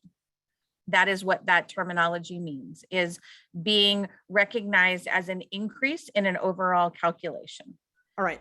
So now, okay, now let me flip to this question about, and other people have asked it, but I'm going to come back to it, which is to try to understand, as a result of these changes, what's going to actually change. There's only going to be still 5% of the schools getting support, even though that was one of the main things that we raised, was how that was so inadequate. So on the cusp, I mean, what, can you give us some example of how this will change? Why is this going to be better for schools in DC? Why should we vote for this? Why is it going to be better for a school? So the first thing that I will say is that when we talk about federal funding, it is a very limited, specific federal fund. And so there are a lot of other funds that our schools receive. In fact, you can see the increased federal funds. You can see that there are grants that I don't want to use my time. Sorry. I recognize that. appreciate it, but insofar as this, are you saying that those grant funds are going to be awarded based on these numbers? Because otherwise it's not part of this discussion. That I'm just trying to understand so grants are based on metric performance at times as one of the categories that can target schools for performance. That hasn't changed. But why so should in you other words, vote so for this? part of what we're voting for here, I want to be clear, is that these metrics are going to be the basis for how some schools get additional grants. Is that part of what you're saying? It will be the data that is used. Yes, we use accountability data as indicators, not for sole decision-making, but as identifiers for schools that are more targeted for such grants or supports. But why should you vote for this? You should vote for this because this addresses an increase in growth, recognizing and rewarding schools for supporting growth. You should vote for this because it increases the weight that addresses the association with socioeconomic that you've cared But what about it and talked doesn't about do for is a it while. doesn't, All right, I mean, as Representative I, Wattenberg, Excuse me. Yeah, I want to remind members about conduct. I'm Representative sorry, I'm Wattenberg. allowed to have a discussion, I think. I'm trying to get an answer to the question, but my time is up, so I will drop back. Representative Wattenberg, I want everyone to get their questions answered. Which is why I'm don't stopping. I Excuse totally me, agree. Representative Wattenberg, I don't want representatives speaking over the person who is speaking at a given time. I am happy to extend time. I think we've been generous with time and we can continue to do that. That would be But great. I just Thank want you. to make sure that everyone can get to answer a question they are asked. So Representative Wattenberg, I'd like to have Ms. Johnson finish and then you can respond and then we'll move on, Mr. Hayward. So with respect to the supports that are available to schools, supports are outside. There are many supports outside of the ESSA plan. And so in this plan, one of the specific supports that's tied to this plan is the financial investment for the bottom 5%. However, there are also supports that can be built in through the development of plans for schools that are identified for targeted support for student groups. We also know and have communicated previously that we use the accountability data, whether it be metric data, student group data, indicator level data, to identify schools and target specific resources to them, whether it be professional development, other grants, whether they be local or federal grants. So as grants that might deal with attendance, we would look at the data and look at those schools with the highest levels of chronic absenteeism and target those schools in an organized manner to participate and receive the supports through those programs. So the changes made to these metrics impact the way in which the data is used in those supports. All I'm going to say is it sounds like the way in which it will affect who's in the 5%, and for that matter, any list is going to be at the cusp. So that's what you're not saying anything that changes my perspective on that. So thank you very much. And we're going to get one more round, President Sutter. I think if folks have questions, we'll go as long as Ms. Johnson's able to. And thank you, Donna. And I appreciate being able to have the conversation. Sometimes that's just what happens in a conversation. Thank you, ma'am. Representative Parker. A statement and then a question. The statement is just about like the summative versus being transparent with the data. And the concern that I originally heard, and I continue to hear from a lot of parents and educators, but more so parents, especially connected to our neighborhood schools, is that they feel as though, and they felt as though the star rating was unfair for their schools or didn't tell a full story. And I appreciate that Aussie has agreed to move away from that. I will also acknowledge that I'm not really clear on what the destination is. I totally get the point about being transparent, and I agree that we should share the data. But I just want to make clear that we should not be replacing stars with any other metric or any other figure, while at the same time, I would be supportive of sharing those numbers that come from the calculation, if that makes sense. Put more plainly, I wouldn't want to see that at the top of a school report card personally. That would not be something I would be willing to vote for. But at the same time, I agree that if parents want that information, they should have access to it. I look at Massachusetts report card as an example where they still very much provide that information, but it is tucked away for parents that want to find it. Just putting that out there, because I think it feels like, and I don't think this is your intention, it feels like moving or hiding the ball a little bit. And I'm just not clear where we're landing. And so if you can provide any clarity there, that would be helpful. And then the other thing is more about the growth metrics and using 1920 data to this year's data. And I believe that is that not what we're doing? No, okay. We're using this year's data. Next year's data. And next year's data. And I guess the question still holds. Should this year be an anomaly as we expect it will be in terms of performance being all over the place? Like what flexibilities have we built into the amendment that would allow us to change course if necessary? Or will we have to come back and make adjustments should this year's data really just throw us for a loop? I want to address that question first. First and foremost, you don't build in flexibilities of a one-off nature into an amendment. A one-off nature flexibilities are requested through a waiver, as we did in 1920 and 2021.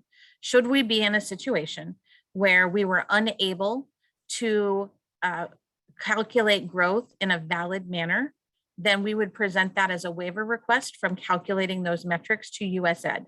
That would be a standalone waiver. It would not be an amendment. An amendment talks about the long-term path of your system with respect to the overall calculation.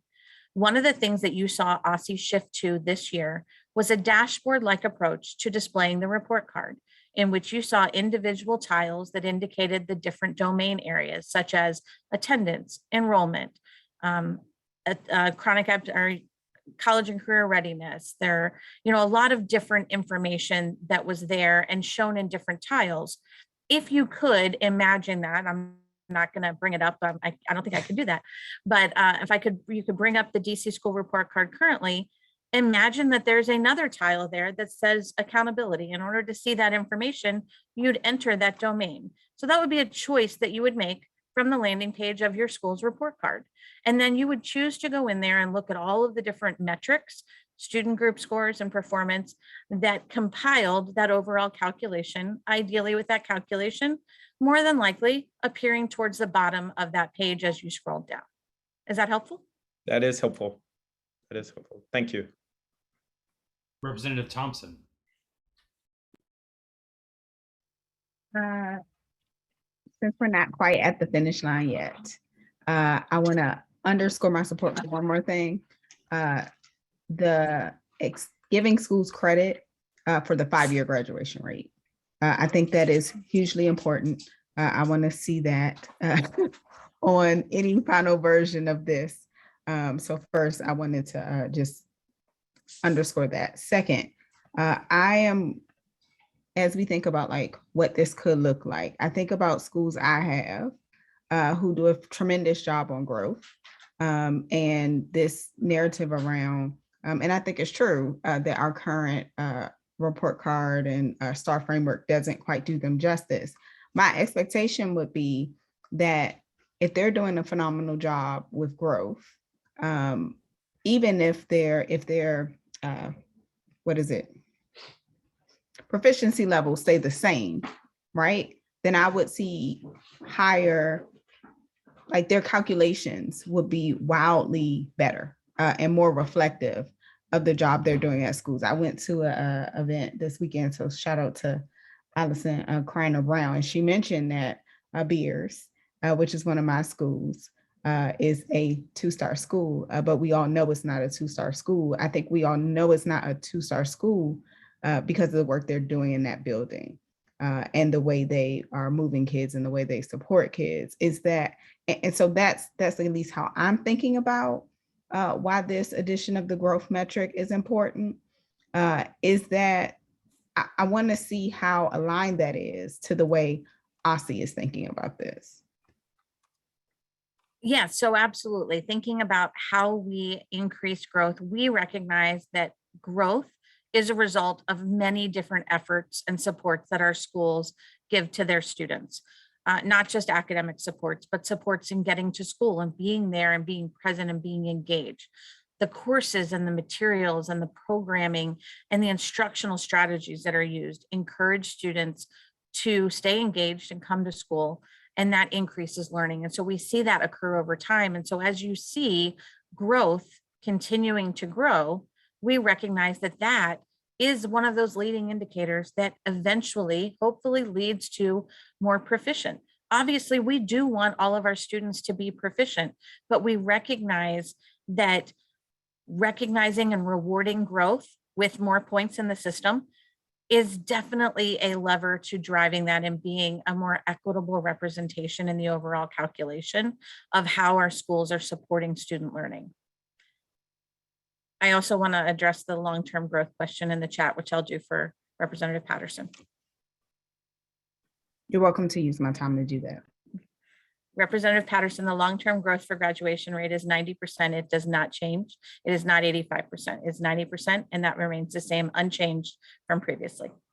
Thank you. I'm sorry about the percentage. I knew it was somewhere therein, but You're welcome. 5%, but thank you for that. Sure. Representative Reed. Okay. So Donna, actually, I think the question that Representative Wattenberg was asking about financial support, it also came up during the Education Council engagement that we did. And my question is, in the Essa plan or amendment, is there a requirement to describe how the federal, I'm definitely probably thinking how the federal financial supports are going to be used, or how federal dollars will be used? But then is there also a requirement to talk about the local dollars and how you might do anything additional related to any, I guess, category scoring? So no, there's not a requirement to talk about any local dollars or local additional categories. There is a requirement to identify whether you use those federal, what are called 1003B or school improvement funds, whether you use those funds and you distribute them in a formulaic manner or a competitive grant proposal. And we have outlined them in a formulaic model. We also have spoken to the fact that even if we identified more schools than the bottom 5%, that funding does not get increased from the federal government. And so the funding that you receive is a flat amount based on the calculation that they have based on the students that we have enrolled in our schools and the size of our jurisdiction. And so looking at that, recognizing that that number doesn't change no matter how many schools you spread the spread the supports between. We made the decision back in 2017 to award those school improvement funds only to the bottom 5%, because recognizing that we were looking between 10 and 12 schools based on the 5% count of our total schools, that would allow meaningful funding for school improvement to take place. Obviously, school improvement can't take place solely with that, but is more meaningful than spreading it out between 30 schools, which would just be a small amount that really would not result in actionable improvement. And yet your plan is a significant school improvement plan. So to ask people to take on a significant plan with very high exit criteria as mandated through Essa and not give them the most amount of funds that you could seemed unjust. Gotcha. So to do any, it sounds like there's an interest in local support. What would be your recommendations for vehicles for providing additional supports to schools to get them to be as productive as possible related to this framework?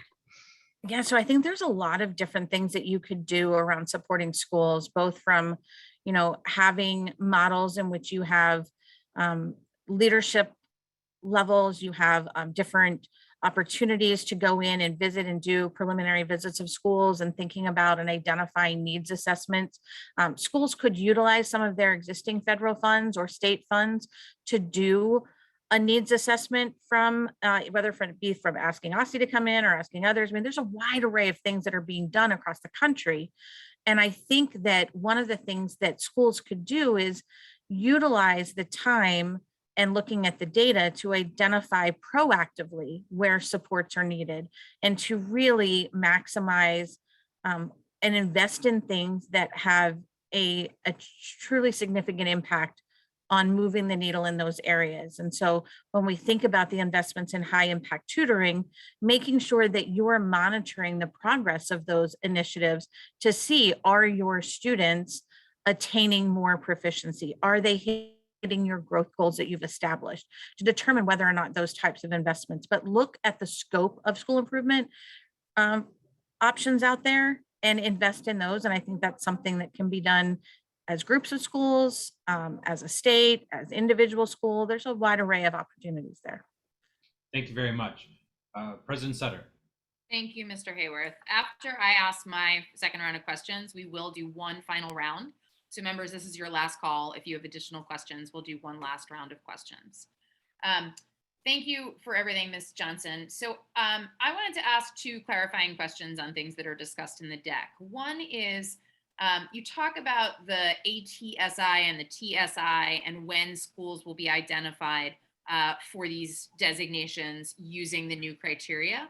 Can you just voice over for the public how many schools typically fall in that bucket? Because the board put in our resolution a hope that Aussie would identify something in the bottom 25% of schools for additional supports. But these are schools that are falling short on specific subgroups of students or consecutive years. So I'm just curious, for the public's knowledge, how many schools are we talking that fall into these targeted supports and additional targeted supports? So I'd have to pull up the number really quickly, but I believe in the very first year, we identified 7 schools that had underperforming student groups. And in the next year, I believe we identified either 5 or 6. So I think we have about 13 schools that are identified for low performing student groups. We also have a number of schools that are identified for low performing graduation rates. 2 of those schools exited this year because their graduation rates increased. We have, through the nature of the statutory requirements, all of our currently identified low performing graduation rate schools are alternative schools. And we recognize the unjustness of asking schools that are serving a very unique population of students who have dropped out, have re-engaged, were significantly already behind by the time they enrolled, There is some language in our Essa Amendment that you'll see addresses that, and we're hopeful that USED is receptive to that, because we recognize that our alternative schools are doing a phenomenal job with supporting students and having them graduate. Even though they're not graduating on that 4-year rate, they're coming to them already past that window. So we want to recognize that. Thank you. My last question for you is about the academic achievement goals. So you note in the deck that those are unchanged. And I just want you to share with the public what those are, because I think Representative Parker asked, where are we headed? And I think that's the thing that I hope the public can hear. Like, what is the goal that we have for children in DC for what it means to be receiving education that the state deems at the level of acceptable? So in academic achievement goals, our long-term goal is set for 2041, because it's moved forward 2 years, at 85% of our students in every student group meeting proficiency. We set that based on the baseline of data from 2015-16, and then adjusted moving forward and looked at the growth that individual student groups would have to make over time. We talked about what it would mean to reset those goals at this point in time. And anything that we did to reset those goals now would not be based upon data. We know that our students have faced significant challenges, and we are all anxiously awaiting to see how they've done this year and look at the data that we have. And so any adjustments to those long-term goals can be made in the future once we have a couple of years of data to see the recovery and the path that our students are making, and then make those data-informed adjustments into our long-term goals. The way in which the long-term goals must be used in the accountability system is that the interim goal has to be included in the achievement target, meaning that the target is the point in which schools receive all of the credit for that student group on that metric. It does not adjust the floor. That's something that we have the ability to adjust. The target must be that long-term goal. And so that is a part of the statute. And so we're not changing those at this point in time because it would not be a database decision. Thank you. John Paul, will you call the last round, please? Yes, ma'am. Representative Wattenberg. Hi.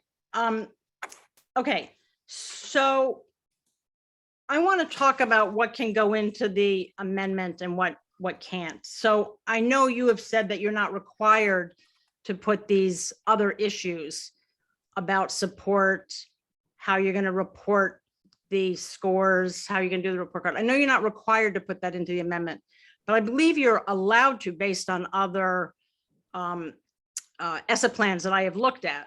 You can put in other things about how you plan, how this fits into other things that you're doing, right?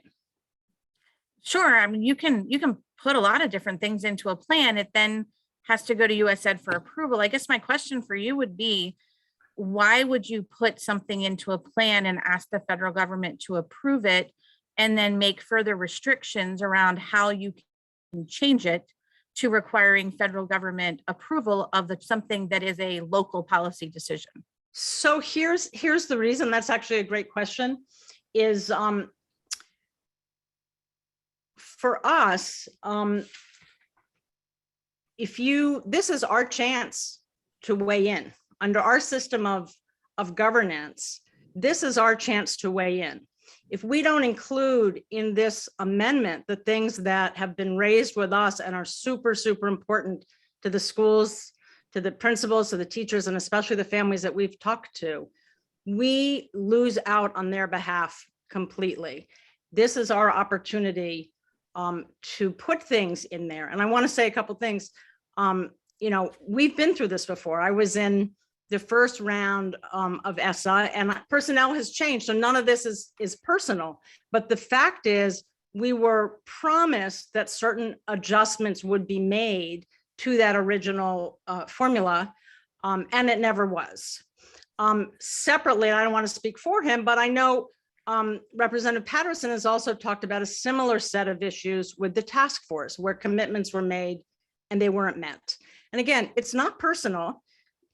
I'm not saying that these are the personnel that sort of let us down, but at the same time, the personnel could change again.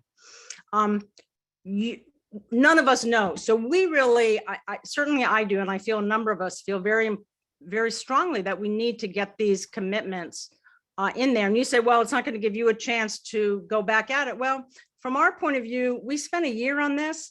We've talked to hundreds and hundreds of people. We do feel like we have a good sense of where people are. And for us to drop it and not ask that it be in there, it means that we really forfeit our role as elected representatives trying to reflect the voice of our constituents, and not just our constituents, but our families, our schools. That's our job. So I just want to say that. Thank you.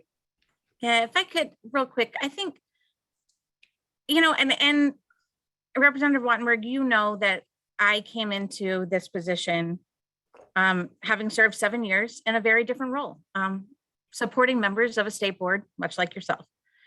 And I will say that your role and your responsibility and your ability to voice and have influence and sway over educational policy is not limited to a single vote. And I truly believe that the relationship and the strength that you and your leadership has built with Superintendent Grant has reflected that, in terms of the fact that you have open dialogue and you have the ability to bring forth initiatives, whether they be formal policy in which you engage with council members, policy in which you bring the state board, you bring panelists and you bring conversation and you bring those questions to Aussie and you advise around a variety of policies. But I think that it would be, I don't think that it would be the best policy to inject something into a plan that requires federal approval with things that are outside the scope of the federal jurisdiction. And I think that you have many different ways and lanes that you can leverage local policy in ways that are outside of a federal state plan. So I'm just going to say, oh, I wish that it were true, but we live under a set of rules, and the rules are, this is our chance to insist on something. And so I'll just leave it with that. Thank you very much. Representative Thompson. Two things that aren't in the amendment currently, or I think aren't in the amendment currently. One, on their final slide, it flags is looking forward to integrating school climate at some point. And so I'm curious what some of the steps look like to see that in the future. Two, I don't think I saw anything around SEL, and I recognize that we currently as a district don't have coherent standards around that. So I don't know how we have metrics if we don't have standards. I would like us to have some standards, but I'm also curious around what some of the steps could be to look at that in the future, especially as we as a district talk a lot about whole child mental health and other supports. Yeah, I appreciate you raising that awareness so much. I will first address the SEL. One of the things you saw is that we oftentimes see a lot of social emotional learning that takes place in the K-2 area, and thinking about how we currently have the class metric within pre-K, being able to further take time to develop and explore what additional measures could look like in K2 could very well include some SEL related measures. I also want to thank you for recognizing that without standards, it's very hard to have a strong measurement. But with respect to the school climate, I know that that is something that we've had a task force working on. There's been a lot of work that has been underway in other groups that are thinking about this. I've been very clear about talking about the challenges of integrating something like that into an accountability system, but I've also been very open and willing to the consideration of adding something like that to the report card, recognizing, I'll be honest, it is the thing we hear from every single group that we speak to. Talking with the students about it, I loved their idea of a vibe check. That was something that was great. But thinking about what I hear from parents, what I hear from community, what I hear from all of you, is it something that people want to know? What are others thinking about the school? How satisfied do they feel? What's their level of wellness and well-being? We know that that's measured a variety of ways across our schools. In order to put something like that on our report card, we need to invest and create a DC-wide tool. That's not something that we have right now, but I know that it's something that Aussie is continuing to explore and what that could look like in the future, and definitely integrating something like that once developed onto the report card. And you mentioned there was a task force working on this. Task force is a loose form. It's really just as an internal group, an internal Aussie working group to think about how it impacts a variety of different divisions within our agency, and how different agencies have thoughts and ideas around what it can support around social emotional learning and school climate. Okay, thank you for the clarification. I look forward to learning more about their work.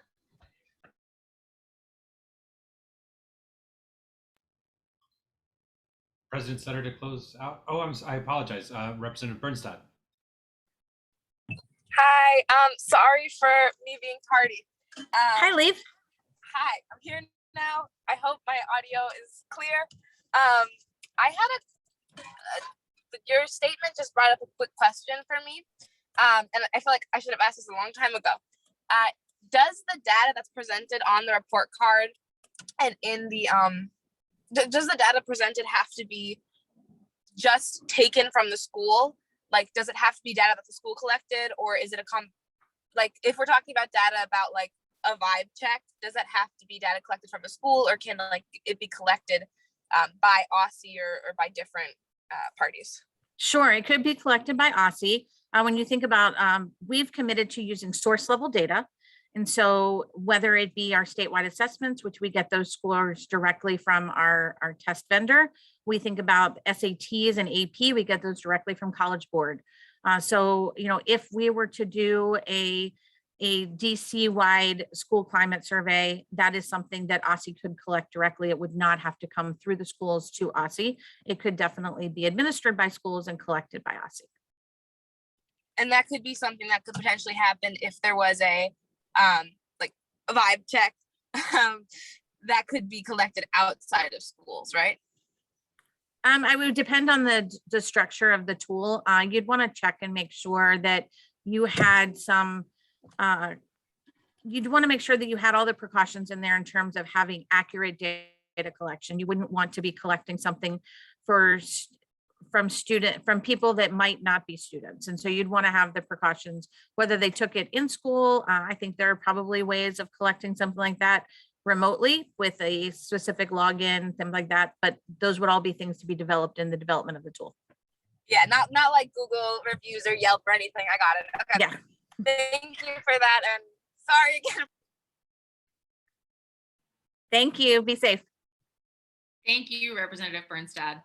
All right, Ms. Johnson, I'm going to make one sort of last statement and then yield my time to you in case you have any final statements you'd like to make this evening.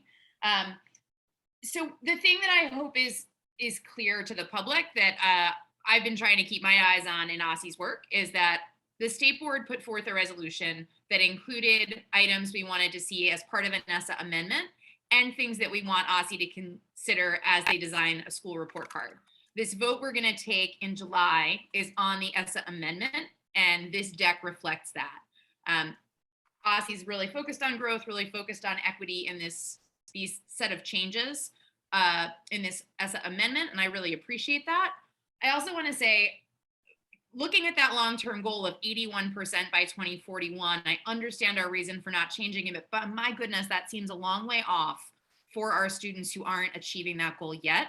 And so as we think about schools that aren't hitting the goal, and as we think about the supports we want to provide, I think, and I hope that my colleagues and I can keep our eyes on the prize on that.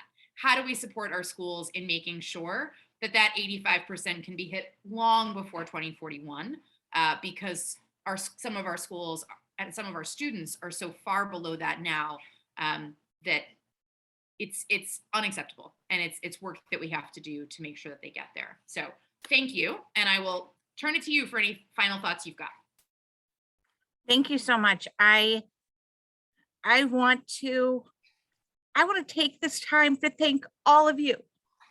So you guys welcomed me at my second day with Aussie. And on my second day, I came before you, I think it might've been an Essa task force meeting, and presented on the work that I was just learning about with the development of an accountability system and a DC school report card. And my, how we have grown. And the Aussie team is so strong around this work. I know that Evan Kramer had to jump off, but adding him to our team has truly been a wonderful addition to the work that we do. And having Dr. Grant as our leader now is phenomenal. And I know that you guys are in great hands. And with that, as you can't tell, because I'm rather emotional, but I'm excited to share with you that I have accepted a position with a national education company in which I will be supporting the work of states across the country who are doing this work and building continuous improvement supports for schools and for state agencies, and working directly with policy leaders on improving education policy. And I get to take on the role of being their vice president of strategic partnerships, which is really important. And as you know, I strongly believe the strength of building relationships and building partnerships and how that can be leveraged to improve our educational systems. And so I'm excited about this opportunity to be able to continue that work. But I want to make sure that all of you know that the work that is ongoing by Aussie is truly being driven and supported by Superintendent Grant, and the direction of the path and the plan that we have presented to you is her plan. It is not my plan. I may be the person who has been presenting it to you, but it is Aussie's plan. It is Aussie's commitment. And regardless of whether it's me or Mr. Kramer giving you this presentation, the work and the commitments from Aussie stay strong. And those explanations are consistent about the content and the policy and not a personal position. And so I know that you all continue to do great work. I love the fact that you always ask me the tough questions. I may just tune in at the beginning of July to see if you ask Mr. Kramer the same tough questions. But I also trust that you will grill Mr. Tooley as well. So I appreciate all of the time that you give me. And I truly, it has been such a wonderful time. I look forward to my opportunities to come and talk to you. And it's not just because of the affinity I have for state boards over the 7 years before joining Aussie. So I feel like I've gotten to work with state boards for 11 years, not just the 7 before this. So thank you. Donna, we're so excited for you, and we will obviously miss you terribly, but what a wonderful thing it will be for you to be able to extend your reach, to share your knowledge and your talent for this work with so many folks in other states. So congratulations to you. Thank you for all the time you've given to us.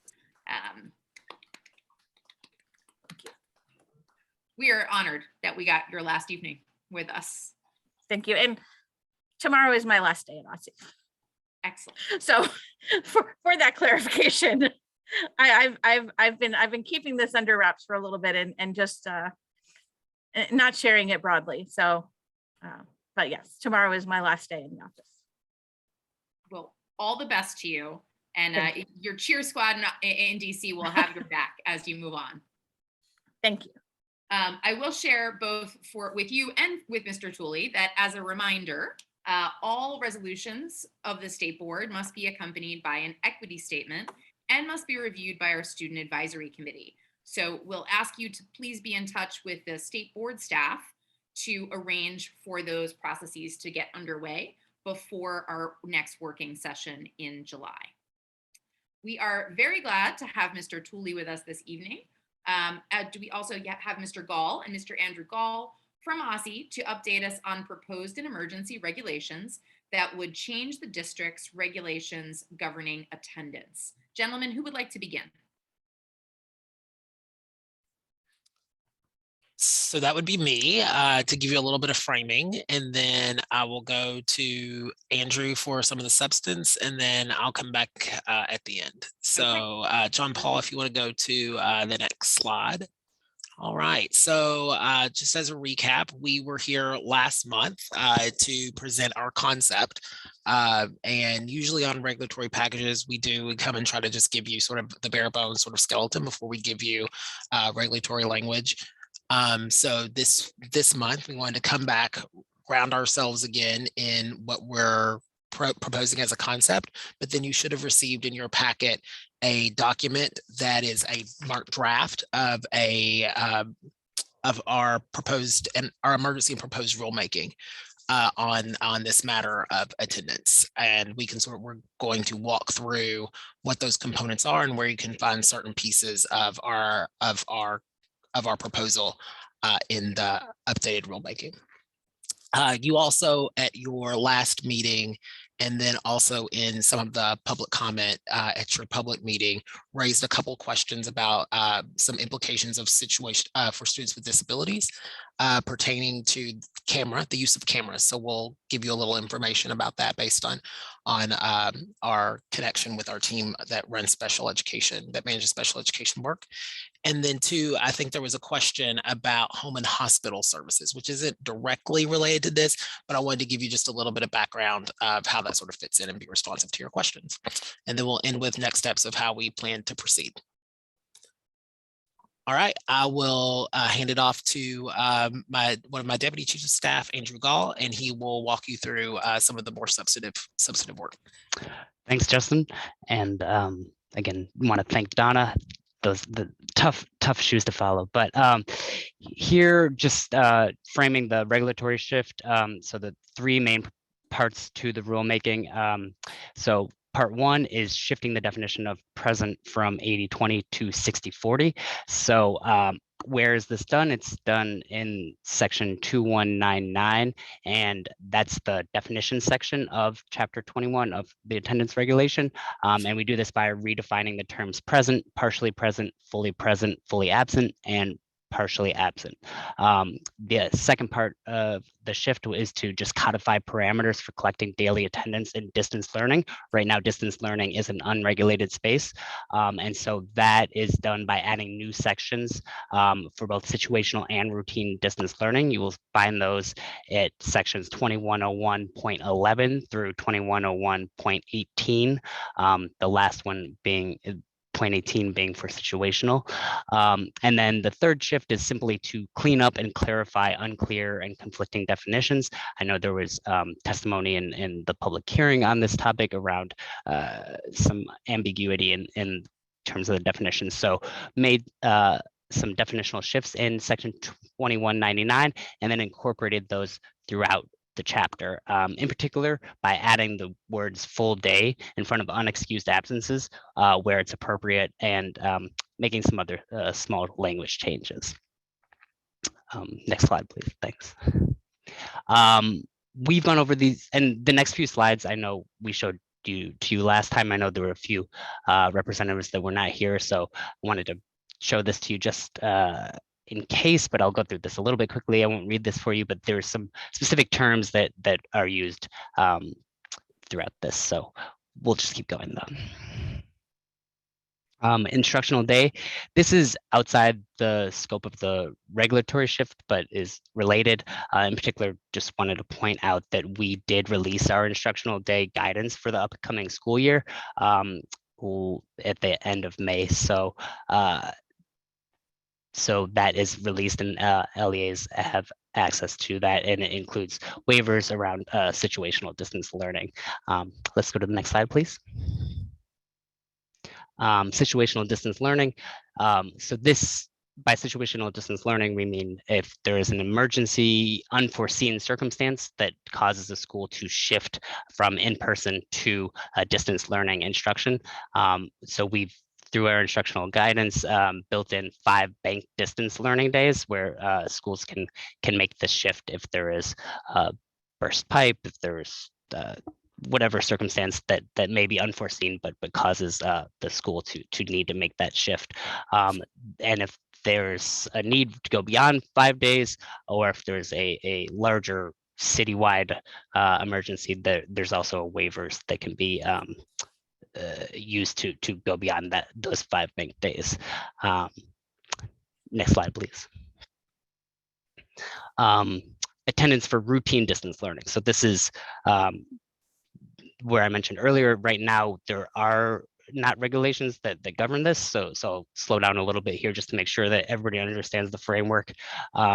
So for the structure of the instructional day in the distance learning model, we expect LEAs to divide the day into learning modules with certain parameters. So LEAs determine how many modules they will have in a day, the length of those modules, what they will cover.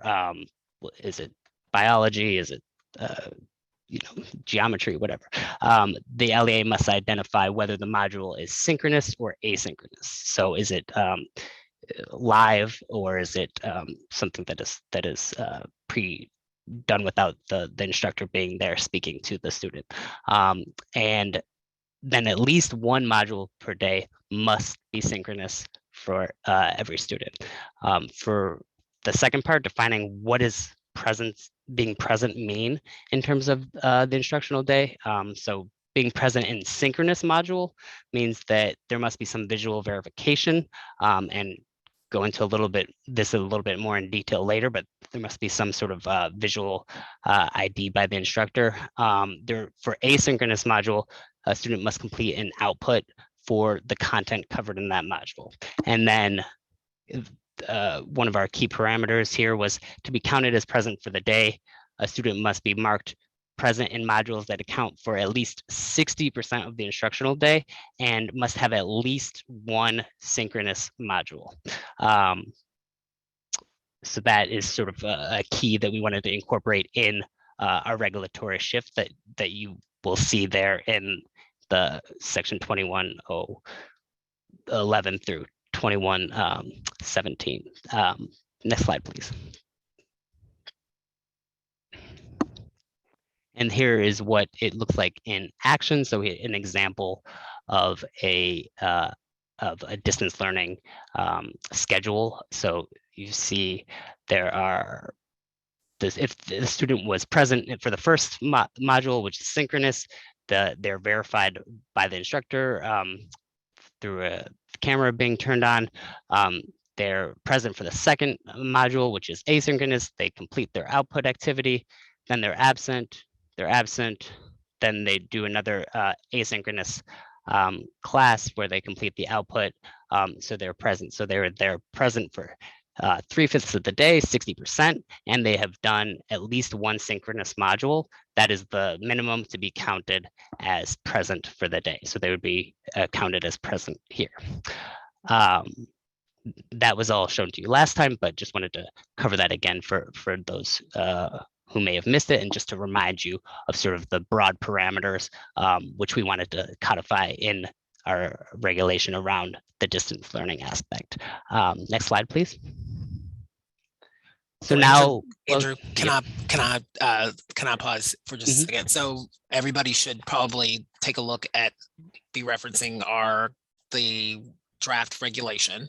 So I think this is probably might be for some people the first time that we've done this together, a regulatory vote. It's been a little while. So when we issue regulations, we write a preamble to the regulation. So on that first page, you'll see we have to provide a legal justification here. So you'll see the citations that give us the authority to do these things. So that's helpful for you. And then two, you'll see we write narrative. And this is a place where we will document our process. So this process that's ongoing and the feedback that we hear when we go out for a proposed rulemaking. So all of this will be and any changes that the executive branch makes to its rulemaking has to be justified in a preamble. So you'll see in yellow, it said, like, in highlights, you'll see hold for summary of state board. That's where we'll do some of that commentary as we go through the rulemaking process. So there's some places that over time, this will get significantly longer and it goes into the record. So the future Justin and Andrews will be like, so what did Aussie do in 2022 when we did the attendance regulation? And they'll have something to at least look by to memorialize the process. So this is very, very helpful to government bureaucrats. So super helpful. And then when you get into on page 3, you'll start to see the text of the regulation. And so Andrew is going to walk you through where you will see the changes of our proposal to the rulemaking. All right, I'll go back to Andrew now. Thanks, Justin, for that context. Definitely helpful.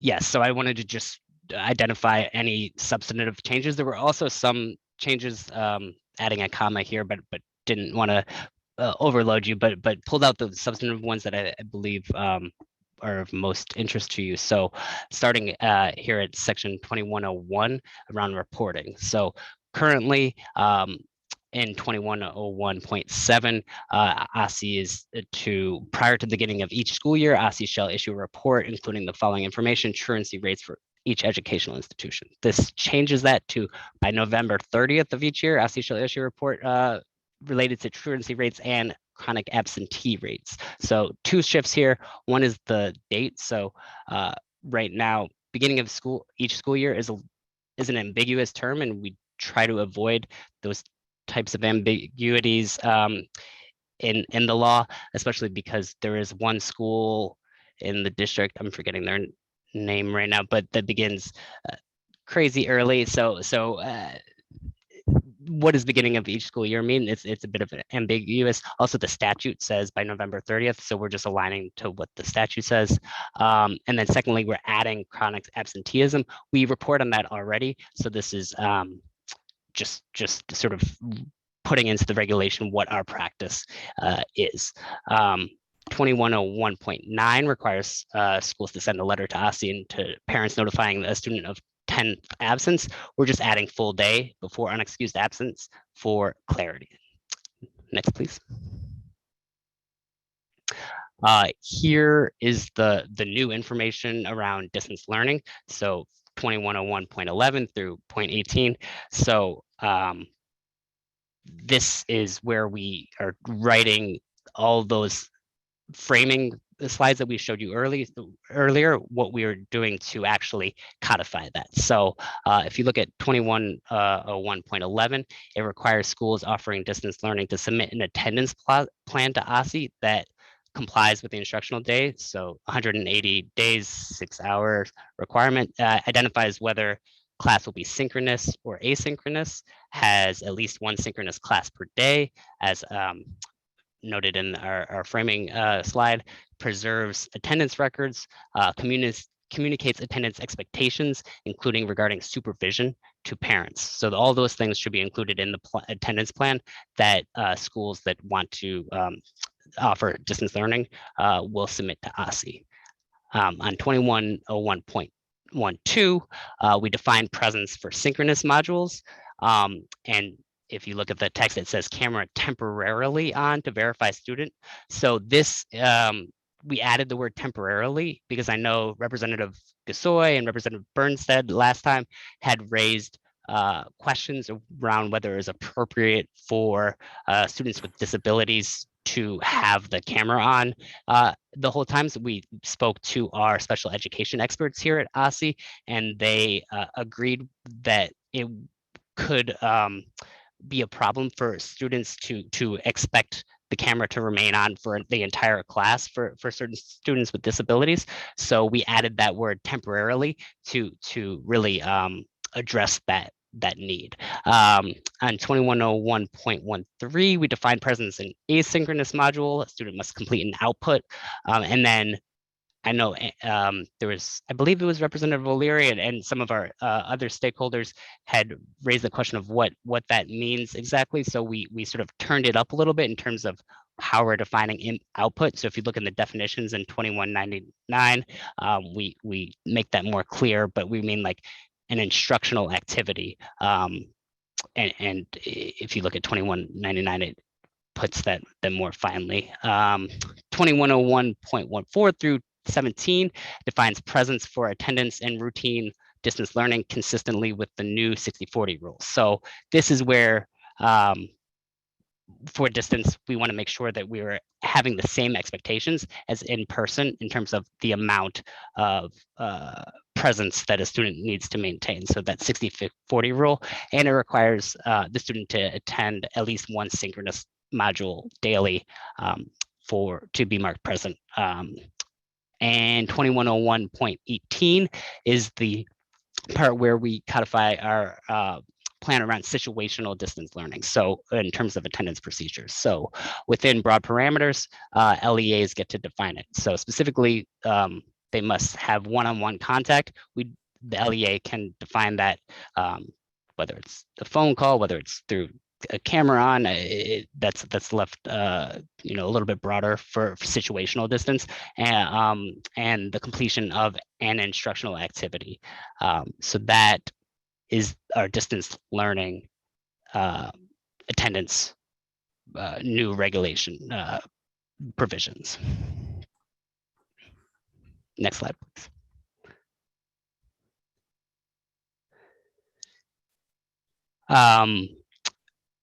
Okay, 2103.2 C3 defines when a student should be referred to SS. This whole slide, actually, really what we're doing is just adding the word full day in front of unexcused absence. So whether we're talking about referring students to SST for absences, whether we're talking about SST reporting the 10th absence to their school administrator, and whether they're talking about school referrals to district agencies.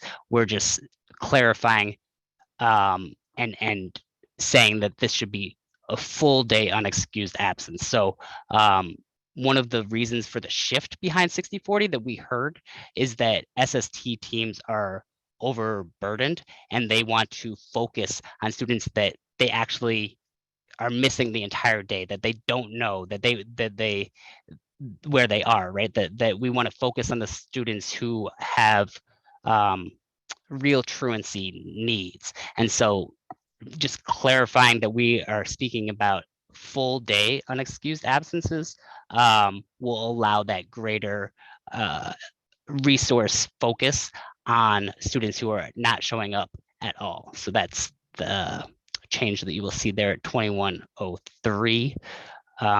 Next slide, please.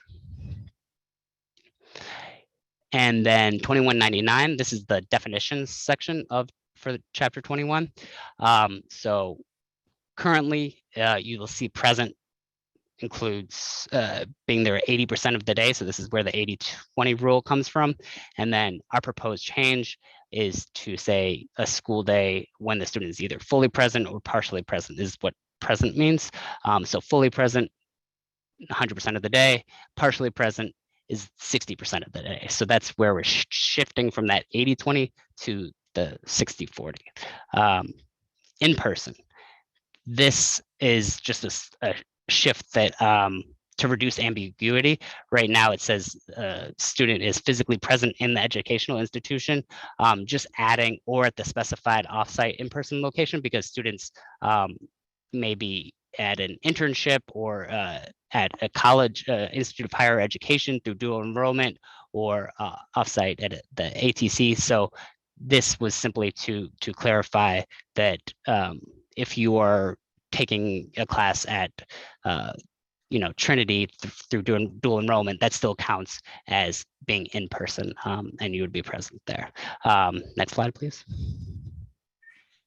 And I won't go through all of these, but we also added additional definitions in this section. So asynchronous, fully absent, module, output, partially absent, the rest, and removed some definitions that were unneeded in the regulation. So this is the major substantive changes in the regulation as we have written it currently, and I'm happy to, well, kick it back to Justin for to wrap up. Thanks, Andrew. So Andrew will be a face that you all will see often. Andrew has been here for not 3 months yet, but he's getting his state board appearances in early. So we're glad he's on our team. Next slide. Okay. So Andrew spoke a little bit about the students with disabilities question. So we did make that clear that that's temporarily turning on the camera. And I think that was very helpful, a helpful flag to raise that the board raised. We are not compelled to completely get rid of the camera component. We want to be very clear about that. We do believe that at least once per day that a school needs to have some sort of eye contact on a student to make sure that it's also a wellness check. So we wanted to be in accordance with the law, but we still do not want to sacrifice this piece of making sure that there's some sort of visual wellness check for students. This other question about home and hospital instruction. So this is a little bit of a longer answer, so bear with me a little bit. So some of you may remember a few years ago, the council passed legislation on home and hospital instruction. So that law was the Students' Right to Home or Hospital Instruction Act of 2020. And broadly, what that law did is it required schools to adopt and implement a home and hospital instruction program that provides academic instruction and support to students who have been or will be absent from their school of enrollment for 10 or more consecutive or cumulative school days due to a health condition. So that's straight from the summary of the legislation. And it also requires us to propose regulations about how students can have access to this, what happens if an LEA denies it, and an appeals process. Aussie is behind on codifying this regulation, but we're working on this regulation in accordance with the law because it does require us to issue regulations. So generally how this works is that sometimes students can have some sort of condition to where, like if they break a leg and for a little while they can't come to school, or some other sort of health condition that a doctor diagnoses and says that they are unable to come physically into the school building. And then some kids are very, very sick and to get education or in the hospital, like these type of educational services are pretty common. So what the student does is they complete a medical certification of need. And that's a written statement signed by a licensed physician, a nurse practitioner, could be a clinical psychologist, mental health counselor, therapist, or physician's assistant that outlines and certifies the diagnosis, contains a recommendation from that medical practitioner. It states the anticipated duration of the student's health condition, and it states whether the student's health condition is anticipated to be continuous, partial, or intermittent. So sometimes kids maybe have to do a treatment, come back, or then go back for treatment. So it gives that level of detail. So our rulemaking around this will not place any restrictions on the use of distance learning to provide this service. It's important that educational continuity is fulfilled when students are sick. And sometimes an LEA might do it to where an instructor comes to the student. For some students, that may be very, very appropriate for them, depending on what setting they're in or what their condition is. But for some students, that might not be the case. And because we're more in a sort of an innovative space around distance learning, we are not requiring in-person instruction to be the only way that this happens. It also helps LEAs and schools provide the benefit more efficiently and effectively to students. So what our rulemaking at this time, and it's still in draft, and we're working through our sort of drafting process, is that it's up to the parent about how they want these services provided. Like it can be in person unless they use some sort of computer or functionality. So it gives that sort of opportunity for families and LEAs to do that. I will pause there, and Andrew and I will take additional questions. We might want to. I've got my notes, and I think maybe we can do this from. Thank you very much, both of you. Really appreciate you being here. Members, we will follow the same procedure. Please use the raise your hand features, and I'll call you in order. We'll start with Representative Bernstein. Hi. So I appreciate the addition to the word temporarily in section 210111. I just wanted to clarify, this is applicable for all students, or is this part of like if you have an individualized education plan that says that this is accommodation you can have? It would be for all students that are utilizing full distance learning in a distance learning school. It would apply to all students. It's not a specific carve out for a group of students. Okay, great. That 30 seconds, perfect. Thank you. Thank you very much. Representative Johnson. Hello, Mr. Tooley and Mr. Gull. Thank you so much for joining us. I just had a quick question for clarification. So I know that when we received report cards and like progress reports, they would tell us about our attendance and the number of days that we were absent or may have missed. So my question for you both today is, now that they're differentiating the terms of partially absent and being partially present, how will that accommodate on report cards and progress reports in the future? It's a really, really good question. I remember getting those, but I was afraid of tardies. Sometimes didn't like to go on time, but yeah, don't tell my mom, but she saw it. But so report cards and grade cards and things those look very differently across LEAs and schools. So that is providing information back to families and students in the way that sort of matches the school's instructional model or the courses they teach or different grade scales. We don't put parameters around how that is displayed back to families. How LEAs and schools share that information back on report cards would be up to them. Okay. Thank you so much. I yield the rest of my time. Thank you very much. Representative O'Leary. Good evening, both of you. Hello. Evening.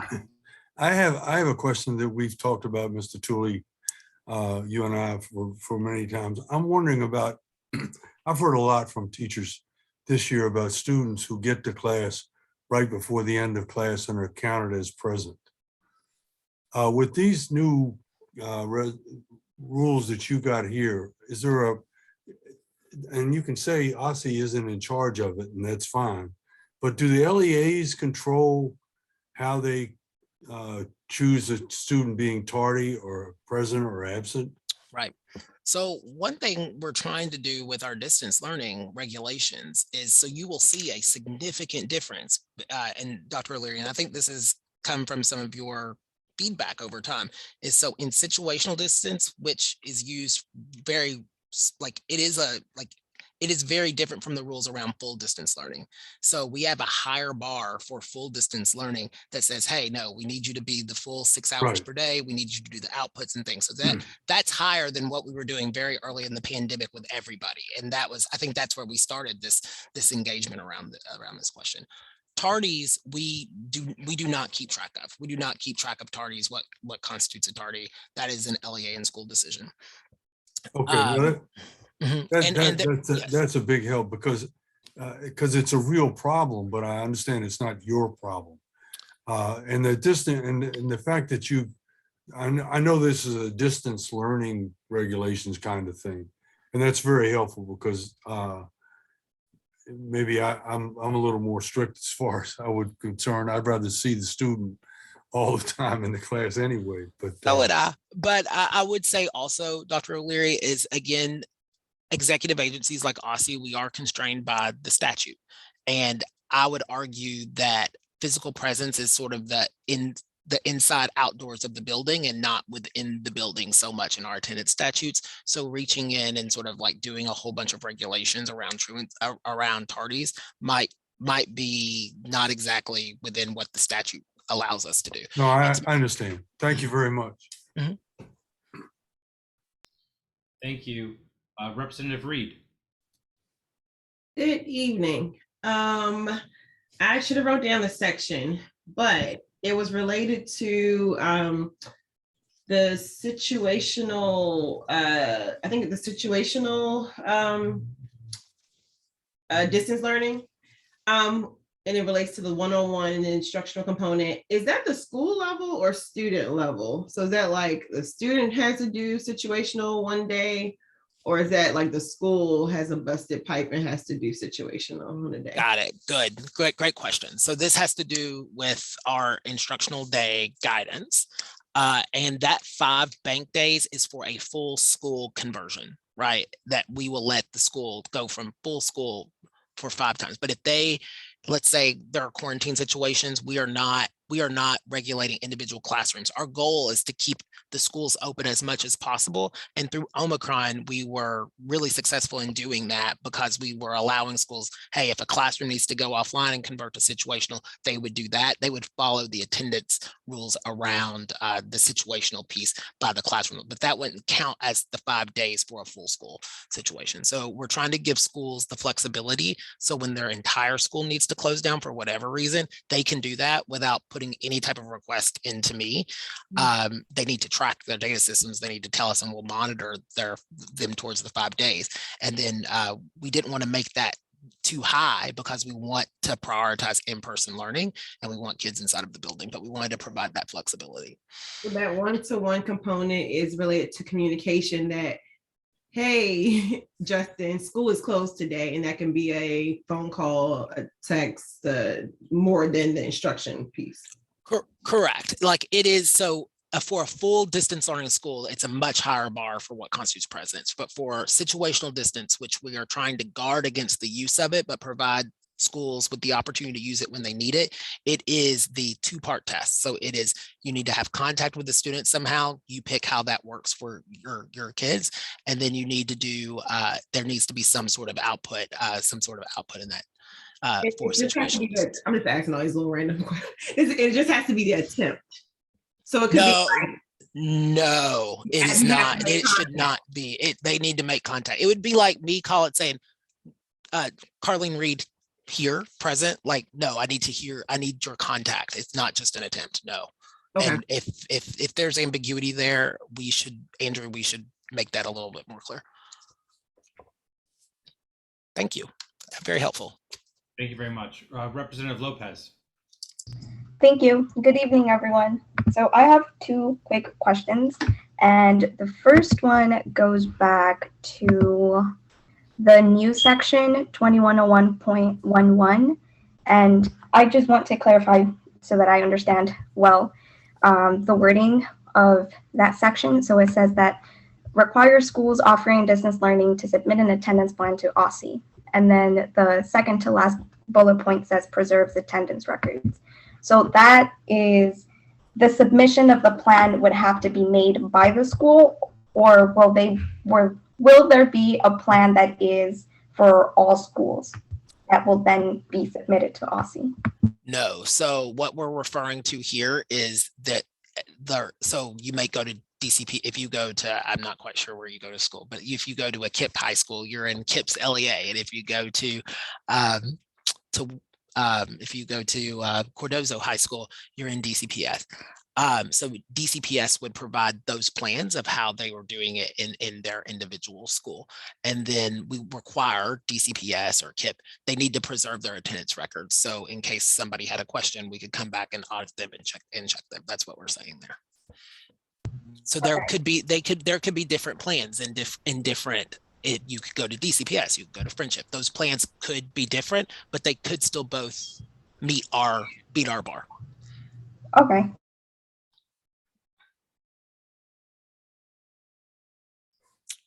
Representative Lopez, I think your sound went out. Representative Lopez?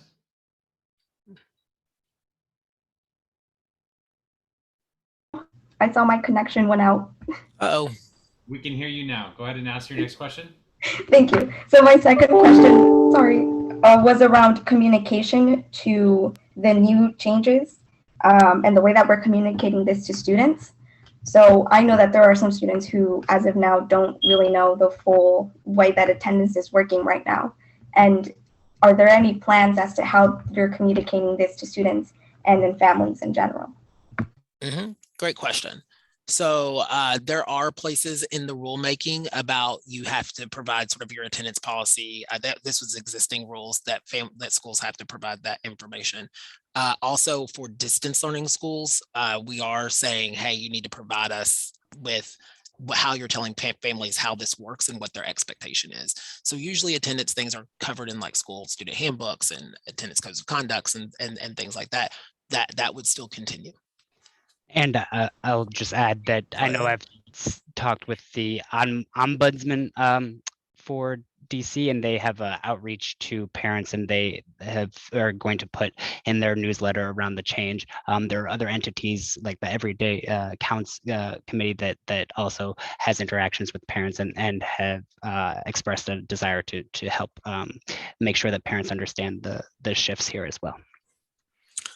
And then too, when you start missing school a lot, the rules, the law, and this regulation requires certain agencies to reach out to families, certain actors to reach out to families. So if you miss a certain number of days, you get this packet of like, hey, your kid misses too much school, and here's a whole bunch of resources to help you, and here's what the law is and all the things. And then if you miss more and more school, you could potentially start hearing from other agencies. Thank you. I'm out of time. Thank you very much. Representative Thompson. Good evening.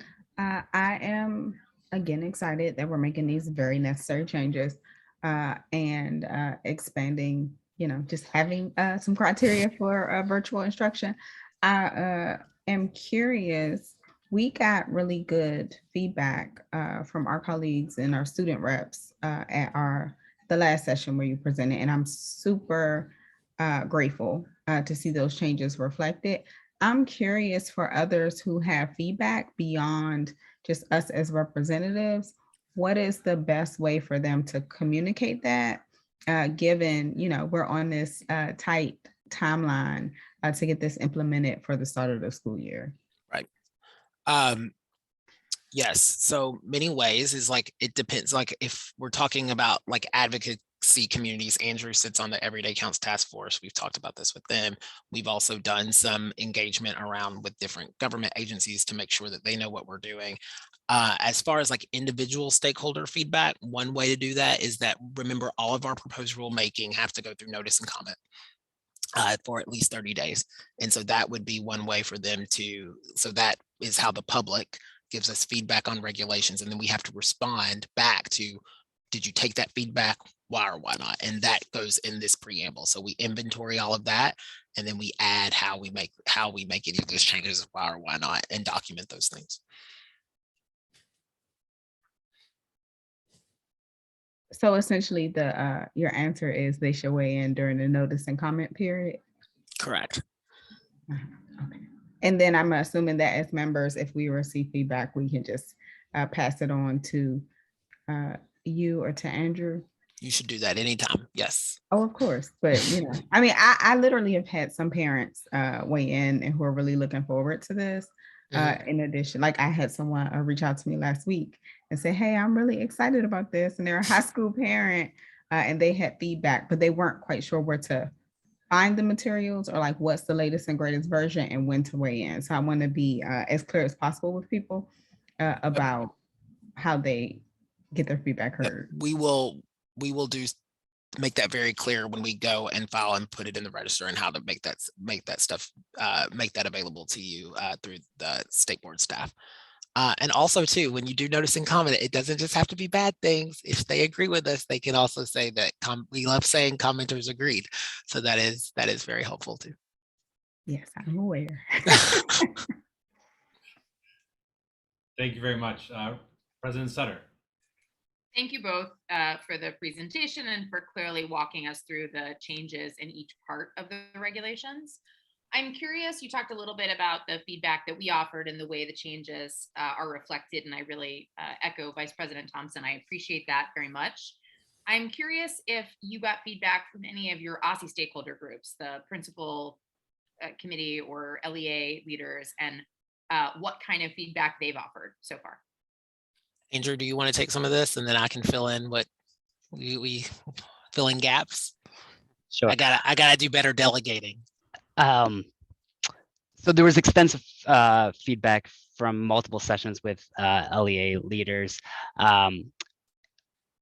We presented the slide deck rather than the language that you have before us. So when we were sort of getting our ideas tightened around how to what our parameters should be for distance learning, that was where we received a lot of feedback from LEA stakeholders and school leaders in particular. For example, we initially had an expectation that we wanted to nail down to schools could not have programs within. They would need to be a separate school if they were going to be a distance learning, and we moved away from that based upon feedback that we received from LEA leaders. There's a number of other pieces of feedback that we received. But that was just one example. Justin, I'm sure you can give more context there. So, I mean, remember, we had a hearing on this, and we've had a hearing on legislation that changed the definition of present, and we heard a lot of feedback then. And a lot of that is here, especially it was particularly helpful feedback on some of these technical changes that we made about clarifying full day absences and just doing a better job of writing the regulation. This regulation was kind of old. The other thing that we did was we do have distance learning school institutions, and we did a special setup with those schools that were already offering it and that might potentially be thinking about it. And our initial concepts were way more rigid about making the instructional day sort of fit, like making the traditional schedule look the same in distance. So really just pulling the in-person and putting in distance. And we heard a lot of feedback about that. And we've also learned that some people are doing it differently. One school's setup is very different from another school's setup, but there were ways where they could both work. And so we went back to what are the non-negotiables, right? So the non-negotiables were, you got to go to school 180 days, 6 hours per day. You got to check attendance. You got to follow the 60-40 rule. We wanted to see your physical presence. We wanted to see the student's identity for welfare. And we wanted to make sure that there was some sort of in asynchronous learning. We know both schools use synchronous and asynchronous. They decide how they set that up. But we wanted to make sure that there were some guardrails about what you do in synchronous and asynchronous that weren't burdensome, allowed innovation to happen, but really stayed with, hey, we wanted to make sure that kids were getting what we pay for as taxpayers of the for the instructional day and the instructional services. Thank you very much to both of you.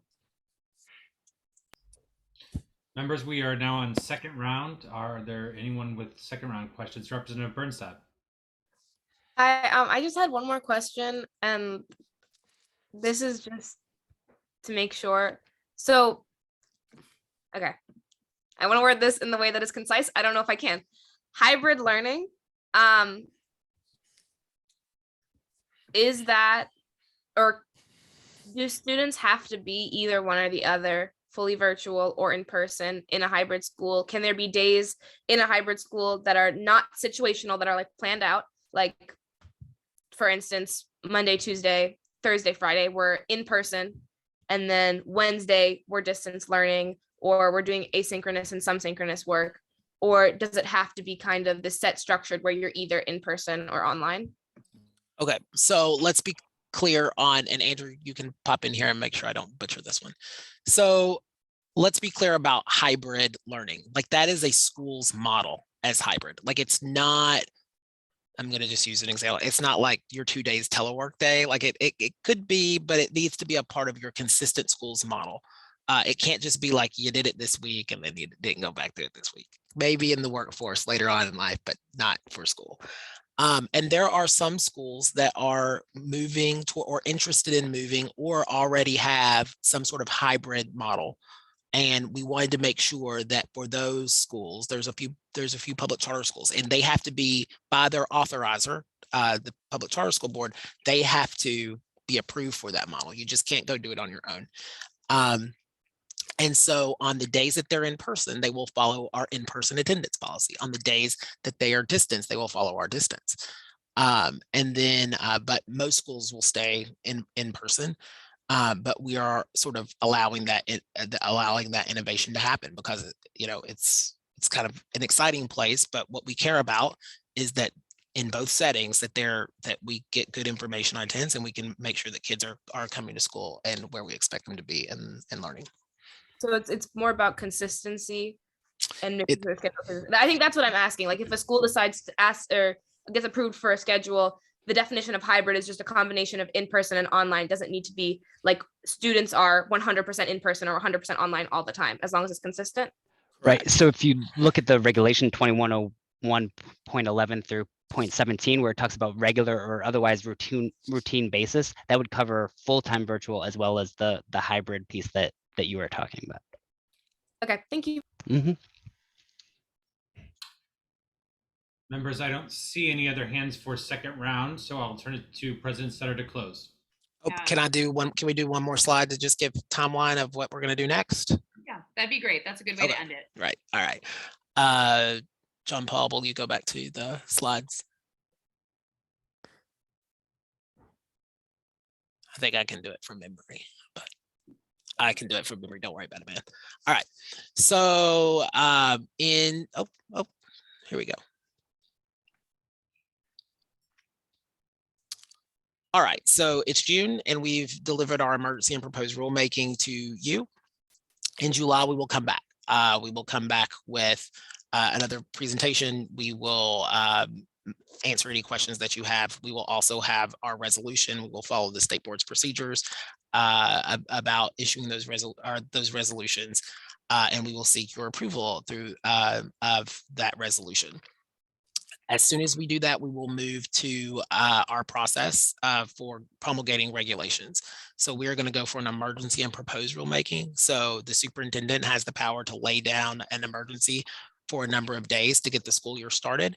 And then we'll go through the administrative procedure to do the proposed rulemaking and the 30-day comment period, and then go to a final rulemaking. If we heard, I mean, this is always a question that we answer when we do this, is like, what if something changes? Like, if there is a significant change, there are rules on executive agencies for that make us go back and do proposed rulemaking again. So I can't just say, oh, here's our proposed rulemaking, I got a whole comment, and now I'm going to go final rulemaking and look completely different. And if we had those substantive changes, something that triggered a substantive change, we would also come back to you all for that. Usually doesn't happen, but sometimes it can. I don't anticipate it happening in this situation, but that's how that process works. And then we will move towards our final rulemaking. In the meantime, though, we will issue a whole lot of guidance around how you implement our attendance guidance. We'll do that through technical guidance around like attendance codes. We'll do this through sort of making this into sort of a more user-friendly FAQ document for LEAs and schools to access and make it easier about their obligations. We'll also set up places for them to come learn about the rules, and they can ask us questions if they need more additional technical support and assistance. So that's the work that an administrative agency does in making sure that people understand the laws and regulations. Yeah, so. All right. Well, we very much appreciate the presentation tonight and the clarity on the kinds of comments and questions we asked last time being reflected here. So thank you very much for that. We look forward to seeing the proposed and emergency rulemaking on regulation on our agenda next month. And I'll provide the same reminder that I did around accountability, which is that our board requires an equity statement and review by the Student Advisory Committee prior to our vote, so that SBOE staff can help ensure that these requirements are completed in a timely fashion, and that we get what we need from our students to move things to a vote. All right, we will comply. All right, thank you very much, gentlemen. All right. Have a nice Bye-bye. week. All right, members, we are done with external presentations. We're going to move to a couple of internal business matters, starting with sexual assault and moving on to our committee reports. And then we have one more large item on our agenda tonight. So moving to sexual assault in schools. We've all heard disturbing reports of sexual assaults in our schools. And Representative Reed has been at the forefront of making sure that the board has kept our eye on this, especially from her leadership of advocacy and outreach. So Representative Reed, we'd like to turn to you for a chance to hear from you on the current status of the discussion the A&O committee had last week about this topic. Sure. And I have 6 slides so I can kind of make sure I stay on topic. Can I share my screen? Mr. Hayworth, are you able to facilitate that? There we go. Thank you. Wait. There you go. Okay. Share and slideshow and go back to the beginning. Okay. Can everyone see? Cool. So yes, I think President Sutter has started us off with essentially what the topic is, some background. I say March 2020. I was just throwing these together. March 2022, there have been several instances of sexual reports or allegations of sexual assault and misconduct. I know, trigger warning, I'm not gonna get into detail, but I know Representative Chang had an instance at a Ward 2 school that really, or came down to an arrest. I know I had a situation in Ward 8 that really kind of scared community members because of lack of information about what was going on. And then there was also a report of like a inappropriate relationship between the staff and students. So, and this is since March 2022 that we're aware of. So we've been talking as an outreach and advocacy committee about, and I think it's on our work plan, to address the issue. And essentially, what happened? I drafted a resolution based on what was kind of talking to Representative Chang first, because him and his council member put together like a letter that went out to folks that also spoke with Representative Chang, not last Friday, the Friday before last, to get what his perspective was on, you know, based on all things that he just knew about his concern, what was going on. And then I kind of told him about what was going on my end. Essentially we kind of just jotted down some ideas and kind of came with like the intent of this resolution is to make our city agencies aware that, you know, we as SBOE members have received reports of sexual assault or abuse or misconduct, remind agencies of the consistency in handling processes. That was a really big one for Representative Chang. He felt like we were not shy in protocol, but how consistent that was followed was where he would say he would lean in for his circumstance.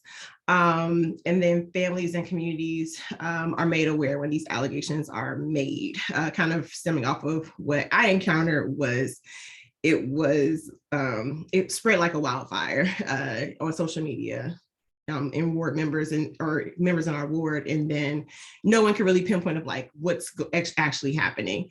So this is kind of like preliminary purposes of our resolution. I say preliminary because we had a robust discussion as outreach and advocacy members related to the draft resolution that I just kind of tinkered up based on the information that I had and what I discussed with Representative Chang. What did I do? Sorry. Some key points that are just in there, but when I was talking to outreach and advocacy committee. Pause just 1 second, Representative Reed. So I just want to voice over for the public that these slides are not posted, but we will make sure they are posted. Is there a draft of the resolution that is posted anywhere? I know that we have exchanged some internal emails about it. But I'm not sure. It was some back and forth about what should we share, what should we not share. I know I don't mind what we currently have sharing with folks, but understanding that like we're also building upon this and members of the public can chime in on like, does this even meet your needs? Or do you have more? So we can, yes, push out the draft. Okay. I'll hold till the rest of the discussion period for members. I'm just want to make sure that the public is aware that there's nowhere they should be looking for this at the moment because this is not posted. Gotcha. Okay, cool. Because I wasn't sure when we said like we'll add it to the agenda, if it were just talking about the topic or the draft resolution. So won't get too into like exactly what, but kind of key things were pushing agencies to consistently follow processes, act expeditiously to investigate, consider methods for expediting preliminary communications. And I raised that because in the investigation, there was a long lapse between what was going on. And it just might be helpful for like even preliminary communications to say like, hey, we are investigating this. Just so community is aware of, we're on like, you know, somebody knows that people are on top of it and looking for it. Regular trainings and other related topics such as like Title IX was something that emerged in Representative Chang's situation related to like coordinators and mandated reporting requirements. Other possible things are like frontline supports and communities are aware of the procedures for reporting. Not necessarily related to sexual assault, but like another instance where ANC reported that a child, you know, may have gotten hurt in school or something like that. Sometimes people are reporting it to, they're not using the right processes. And it's also causing a delay. But also making sure that, you know, if council members' offices, community organizations are just aware of, if you ever encounter this, this is kind of how you proceed. the areas of innovation such as anonymous reporting, like can we use apps or technological solutions or other mechanisms for students to voice what might be happening or make a note. And then possible wraparound services such as can we expedite placements to another school, mental health supports, other wellness provisions. So that was kind of preliminary. As the Outreach and Advocacy Committee discussed, they were like, hey, there's a lot of emphasis on reporting, but can we really lean into what are the other, are there other areas, ideas, things that we need to be doing around the issue? Specifically, I think I heard members of the committee mention being proactive or preventive measures to be added. So what came out of our robust discussion was hosting a roundtable with our sister agencies, such as the Student Advocate, Ombudsman, who have some expertise in the area, DCPS, maybe any Title IX folks, or whoever the office is related to it, the DME, of course, our SAC, SBOE, going to our SAC to get information. Of course, as Representative Sutter has said over and over tonight, we have to get feedback from our Student Advisory Council on anything that we're moving through. Also, a plug, we also need to come to our Student Advisory Council related to bullying, was something else that emerged later on meeting, different topic. So, and I know your next meeting is June 13th, but whenever you have space, just let us know. Finalized resolution based on feedback and draft any accompanying equity statement. I literally typed that while sitting here because I realized that was, I keep forgetting all our lovely processes related to drafting a resolution, but we need to have an equity statement that accompanies it. And then determine, we know, resolution is something that is in our wheelhouse to do and act on, but are there any additional steps or how do we follow up on the topic? And then we also know often we, when we do our resolutions, we often have, especially in outreach and advocacy, we have a follow-up section where we're like, did we fully address or put a bow where we could on an issue? So that's kind of, I think that's it. Next steps with the issue is, how do I stop sharing? There we go. Any members from the outreach and advocacy, since it was a very robust topic, have want to chime in about the issue? If not, I'm not sure we're doing time if members want to chime in on the topic as well. If there are members of advocacy and outreach you want to add in, we can do that. Otherwise, we can go to questions from members for Dr. Reed.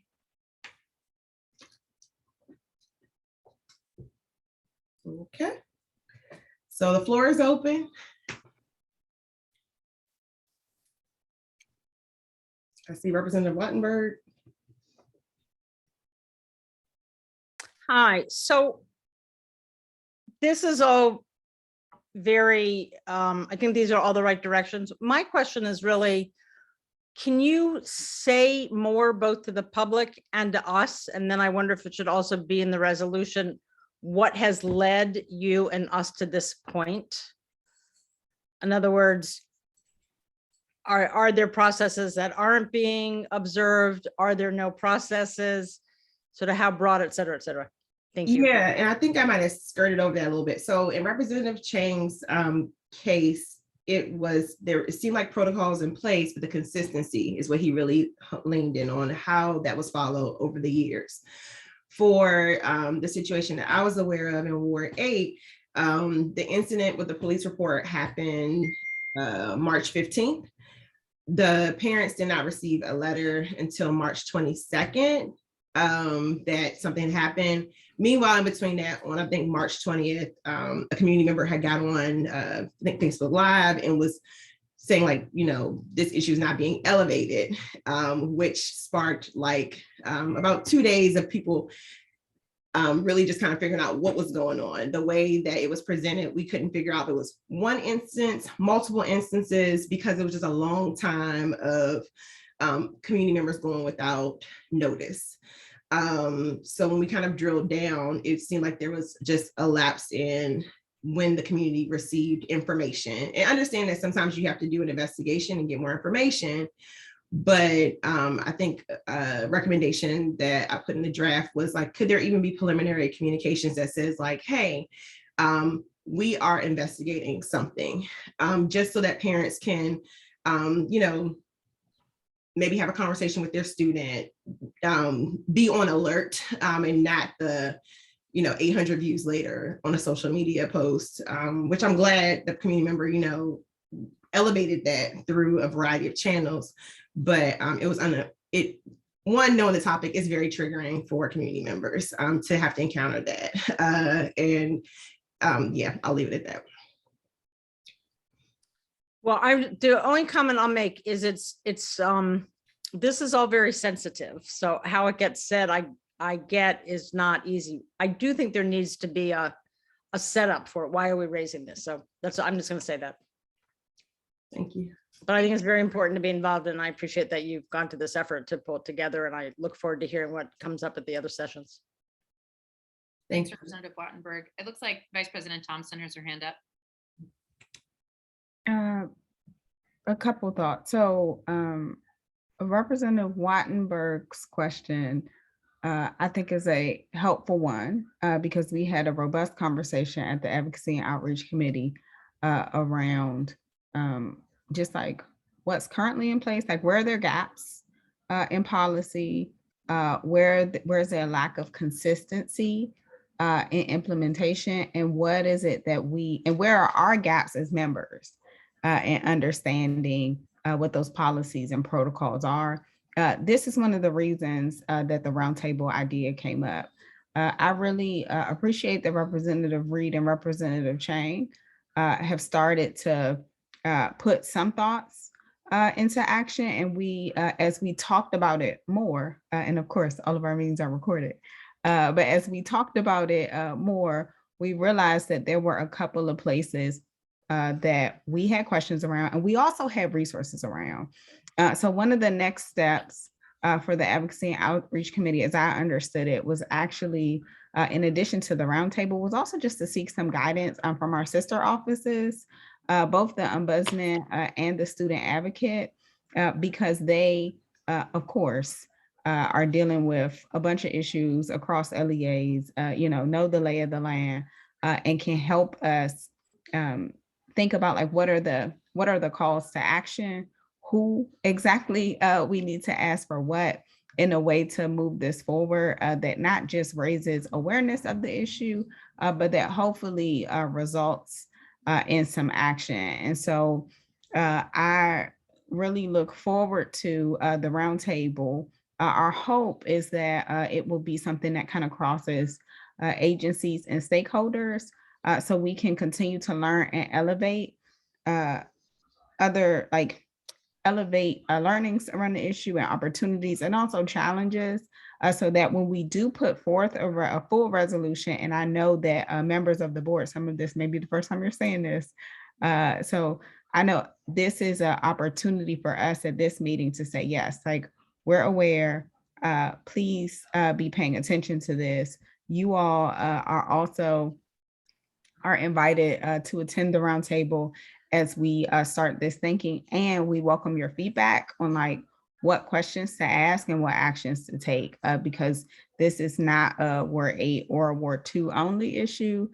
This is a citywide issue, and we want to be really both thoughtful and sensitive to the issue, but also responsive. And so I just wanted to kind of, as I'm listening and hearing the questions, layer on that we did have a really long, complicated conversation around this.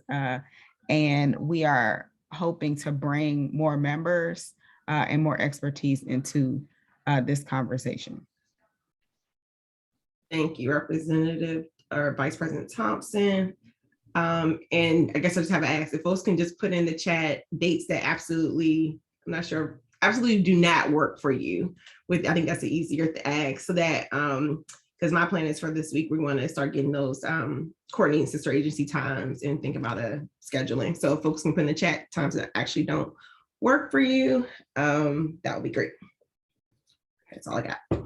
Thanks, Representative Reed. I appreciate this as well. And I'm excited about this idea of a roundtable, because I know one of the thoughts that I had about this topic, even the first time I think Representative Chang raised it, is that there seems to be a need for information like data on this question of what is happening and We are hearing about some incidents, but I think there, for me, is a gap in like, what is the situation in DC?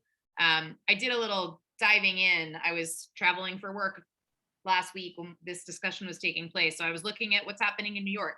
New York has recently settled some lawsuits related to sexual assaults in schools and has some very interesting sort of outcomes from that process, but they also seem to have a lot of data. So for me, one of the questions I hope we can get someone on the roundtable to share with us is more information on what do we know, what don't we know, what is the universe of what is possible to learn about this, so that we can think about what kind of response might be needed and what the role for the board might be in the work.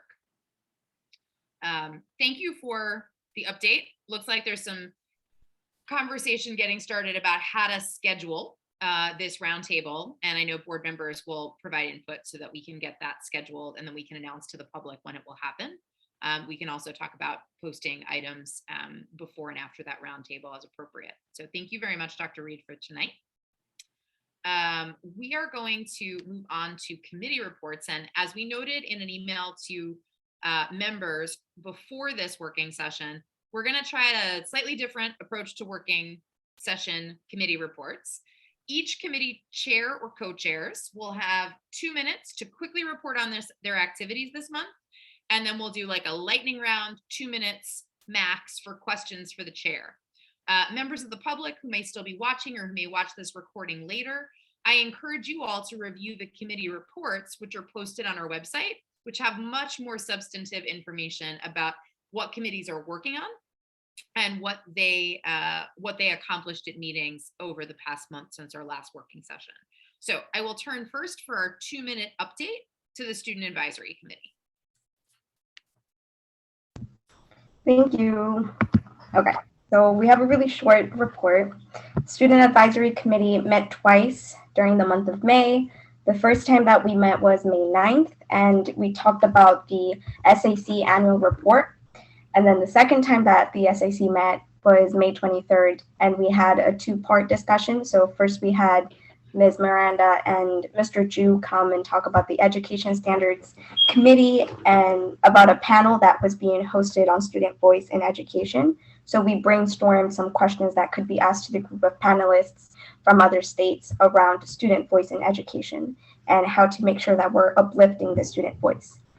And then we shifted back to the annual report conversation. So we're currently working on the draft for the annual report, and we hope to finalize it soon so that we can share the rest, so that we can share the first draft with the SAC and make the final revisions to be done with the annual report. And that is it. Thank you, Representative Lopez. Any questions for the Student Advisory Committee? Love it. Moving along, we'll come to accountability and assessment.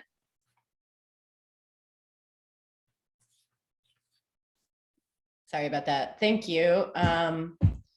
So I'm going to actually start with our well-rounded education research. We, as I think mentioned at earlier meetings, we have decided to put that research off until the next fiscal year so that we can engage a third-party vendor with the funding that we need. But we did also decide to hopefully have staff help us do some preliminary research, which will just be like a brief survey of existing research on this topic so that we get a sense of methodology that we could use in our proposal. So I just wanted to start with that because the more relevant one to tonight, obviously we had a longer conversation about the accountability framework and the resolution in relation to the amendment.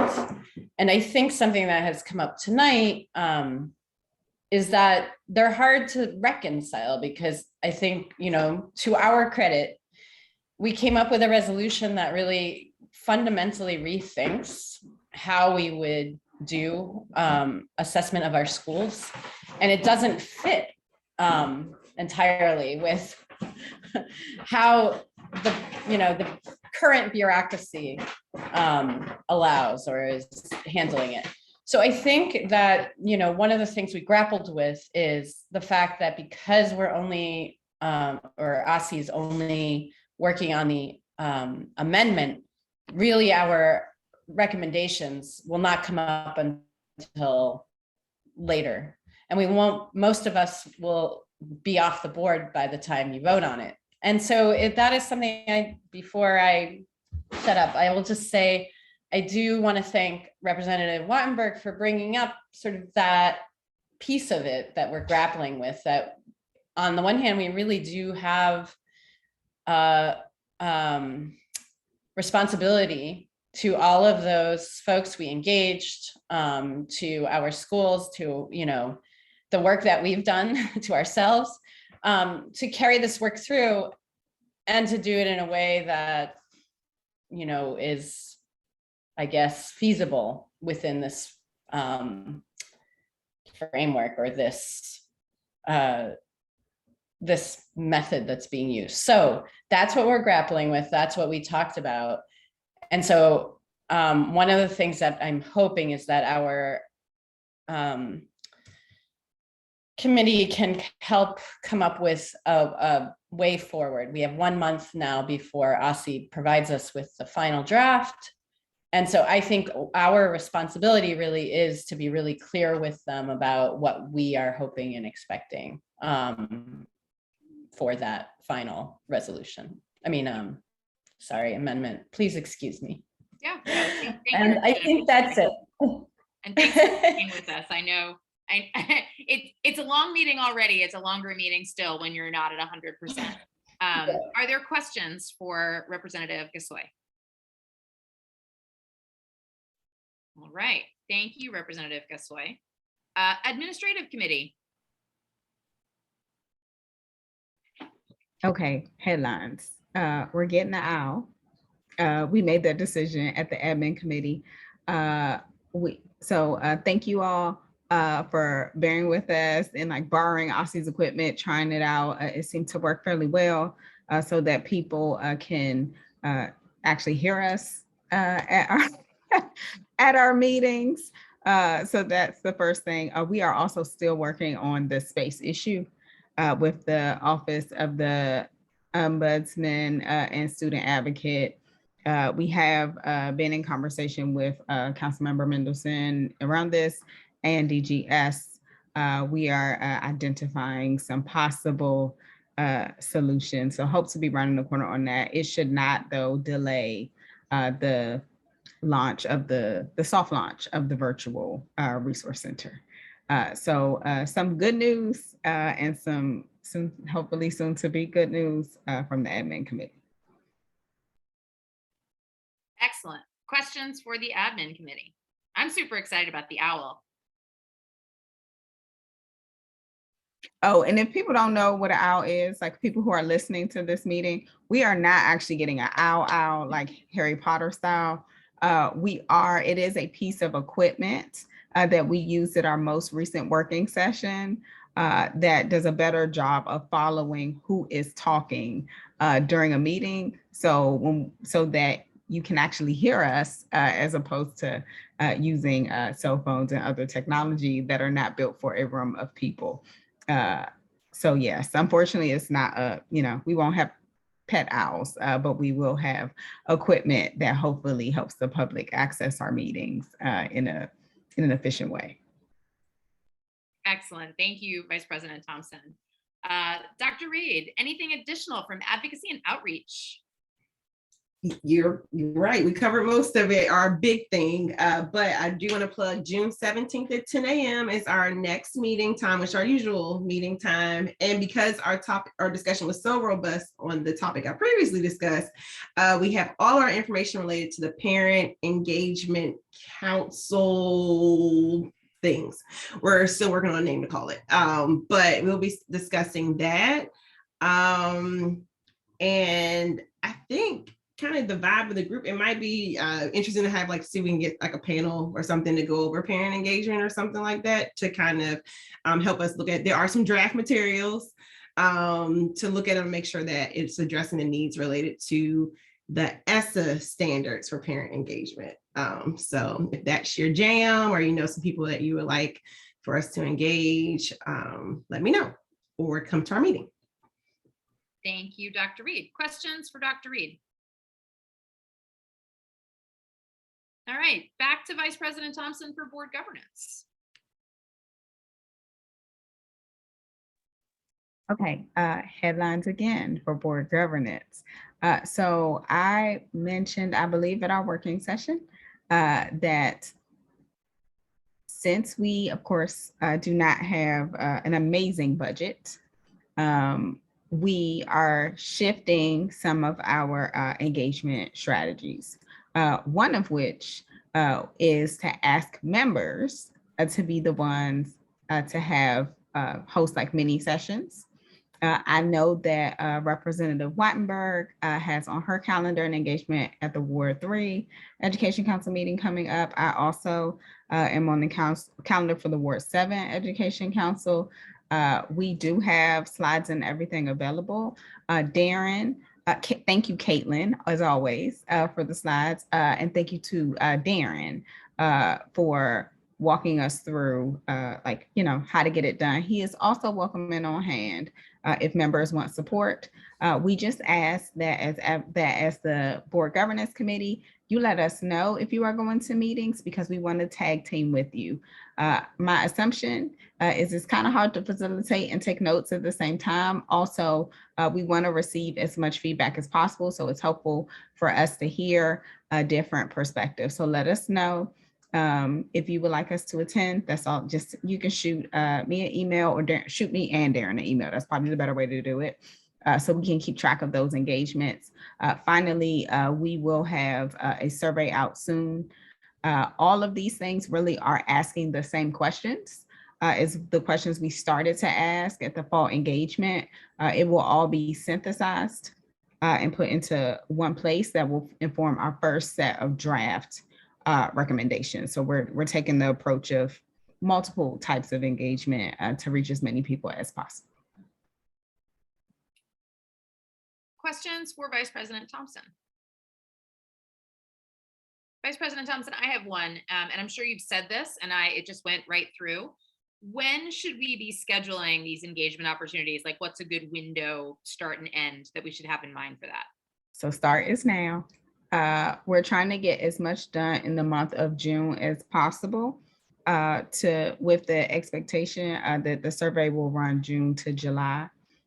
We know this is not the only engagement for board governance, and we will also have a couple of focus groups in July that provide a more extended experience, because we're anticipating that if you go to the 15-minute version, you probably have some more in your mind. But we wanted to get in as many civic association, ANCs, people who go on hiatus when it gets summer, as possible. And chances are we're not taking up their whole agenda with the hour-long session. So we needed a 15-minute we're a visitor version. Great, thank you so much. Other questions for Vice President Thompson? Excellent. I'm going to turn to Alex Ju on our staff for the Education Standards Committee update. Hi all. So in Representative Chang's absence, just wanted to let you all know that at the last committee meeting, there was a panel discussion titled Student Voice and Engagement in State Standards Review that was held. And it featured 3 panelists, a student representative from the Massachusetts Board of Education, a student representative from the Kentucky Board of Education, and then a consultant that works with the Connecticut State Education Research Center. And the discussion focused on how to incorporate and engage students in standards review processes across various states. I do want to thank our policy fellow, Giselle Miranda, for her really incredible work in organizing that as well as moderating that panel. And there's more to come there. Additionally, updates on the literacy streams of work. Alistair was accepted into the NASB Early Literacy Working Group, and he'll be working alongside, I think, a group of 10 members from maybe 9 NASB states. And again, more information to come on that when that happens. I personally met with 2 students through Dr. Sutter's American University Pro Seminar course, and they're going to be assisting us with a little bit of literacy-focused research over the summer, and so that's exciting. And then I don't believe we have any new or additional updates on the social studies standards work beyond what was shared with us by Dr. Grant at the May 18th public meeting. And so that is the update. Thank you, Mr. Jew. Other questions for the Education Standards Committee? Okay, great. Then we're going to turn to teacher practice and school support. Dr. O'Leary? I'd like to sort of piggyback on what Alex was talking about on the standards committee. The state board representatives from student representatives from 3 states were just unbelievable. And but they weren't as good as ours, but they were really good. We met on the 10th of May, and it was just Alistair and me. Zachary owes us a day, and we started off talking about what legislation was passed during the budget hearings, because Ward 4 was got some great news about swing space, and the Roosevelt Stay program is now going to be going to Garner-Patterson as a permanent place. And those are 2 things that we worked really hard on in Ward 4 to get it through the budget. And also the structured literacy training, which was passed by the council.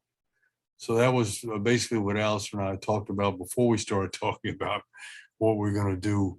We're going to set up hopefully a round table with assistant principals who have been kind of overlooked as spokespersons and have valuable information that will help us in trying to find out about teacher retention. As you know, we do have a part of the budget that's going to, Mary Levy's going to be working on the teacher retention, and the Aussie just got through with publicizing the teacher retention figures for this past year. And I think that's available to everyone. So we'll find out what we're going to do. But we are also working on inviting someone from Tennessee to talk to us about their teacher apprenticeship program, so that we can talk more about the Grow Your Own programs in the District of Columbia. That's basically what we talked about. Thank you, Dr. O'Leary. Yeah, the educator data report from Aussie, I would encourage all the members of the public to check it out. I have it open on my browser, hoping for a spare moment to take a look and dive deep, but getting more data on our educators is something the board has been advocating for, and Dr. O'Leary, you've been continuing to champion. So I'm glad that that's moving ahead. Questions for Dr. O'Leary? All right. External committees, reports from any of our external committees. Vice President Thompson? Sorry, I'm lacking on the Zoom today. I still sit on the NASB Public Education Positions Committee. Just a quick update. I'm on the 3 topics we are paying attention to. 2 are particularly relevant to our work. 1 is actually educator practice and retention nationally.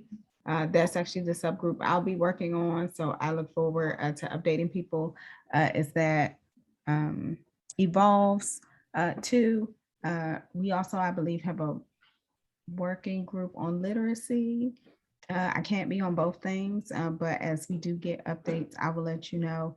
If you are in, a quick plug for people can, like, technically I'm the only one who gets a vote, but if people want to sit in on any of those meetings, that would be awesome. And if there are things coming out, and Darren staffs me on those, but if there are things that we should be lifting up for national conversations that we're learning from, like, our educator practice or our assessment and accountability committees, please let me know. Because those are the things that go to the full NASB delegation to establish nationally what we think should be happening or state board should be paying attention to. Great. Thank you, Vice President Thompson. The NASB Government Affairs Committee doesn't meet until next Tuesday, so I will hold my update on that for now because I don't have anything new to report this month. Oh, Dr. RPT. I know how it goes. Yeah, we voted to, I think we have our bylaws in place. It's starting to mush together, but our next for the public, our next meeting, and I believe it's in person, or at least it's in person for us, is June 6th. And I'm sure there's a way for the public to watch us meet in person. So Awesome. Thank you, Dr. Reed. Always good to hear about the work of the RPP and how that's coming along. All right, members, we are then on to new business. Are there items of new business from members?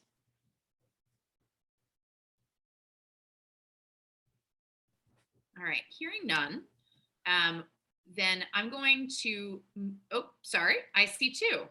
Let me pause and turn to Representative Bernstad. Hi, I don't know if anyone mentioned this earlier or if student reps are supposed to mention it or what, but the application for the SAC and the student reps deadline has been extended to, I believe, June 15th. So if it wasn't mentioned, or if it was mentioned and I wasn't here, it's been extended. It's on the SBOE social media. I'm sure it's somewhere in the inboxes, but it's been extended. So please share it around. Thank you, Representative Bernstad. We got good bookends. I got to mention it at the beginning. You're mentioning it here towards the end. If members have not yet sent it out to your constituents, please do. Just as a point of suggestion, I also sent it out to some different after school and out of school time groups that I know work with schools in Ward 6. And I've gotten back some good responses from folks. Representative Bernstad, I sent it to the DC Urban Debate League, making sure that they help publicize this to debaters. I sent it to DC Strings, making sure they help publicize it to our student musicians to make sure that we continue to recruit a fabulously diverse group of students with different interests to our student advisory committee. Vice President Thompson. President Sutter flagged at the top of her remarks that it's been a couple of pretty hot days and we have a lot of schools having HVAC issues. I spent a good chunk of my day calling and confirming and texting and confirming which of my schools had HVAC issues because what's in the dashboard doesn't necessarily align to what's on the ground. I'm raising this because I actually thought that we had passed some type of resolution around facilities, but I don't think we ever have because the staff checked for me. It is something that we do give a mention to in our budget letter, priorities letter, but I just wanted to raise it as something to think about for members. I know that I've seen a lot of activity on Twitter. Unfortunately, well, not unfortunately, but I feel like that a lot of that activity is like one classroom, one place, and I had 5 schools that aren't reflected in like the Twitter activity. And so I'm encouraging people to reach out to their schools. I'm curious if people want to talk offline about just different strategies and supports that they offer to schools. But I'm just flagging that it's been a problem for me in Ward 7, and it's something to be paid attention to. Ward 4 too.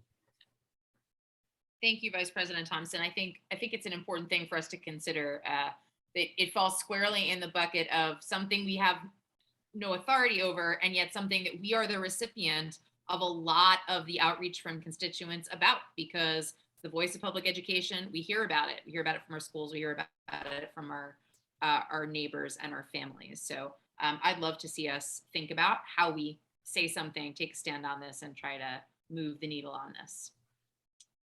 Representative Wattenberg. Yeah, just on this, one thing that has happened in the last few weeks, actually, even before the current issue with the heat is, as some of you may know, in Ward 3, we have a high school senior from Wilson who is running for our council seat. And one thing that he has been doing, he's been very, very active on Twitter about all the different things that aren't working at Wilson. The HVAC's not working, the light's not working, the door is broken, this. And I don't want to spend a lot of time on it today because I know it's late, but it did occur to me that we could do make a wonderful contribution if the SAC was interested in sort of having somebody from each school that had this as sort of part of what they did, to sort of regularly tweet out what the issues were so that the city knew about it and people could start creating a real document based on it. So I throw it out there so that people can think about it and we can come back to it on another time. But I'm curious if the SAC folks would find that interesting. I mean, it's just been really a tremendous addition to the debate here with just a lot of facts every day. Thanks, Representative Wattenberg. Looks like we got a noted from our SAC members and an interest in following up. So we'll look forward to that. Any other new business? Dr. O'Leary? If I could send you my testimony for the last year about how, seriously, about how the buildings are in disrepair. And hopefully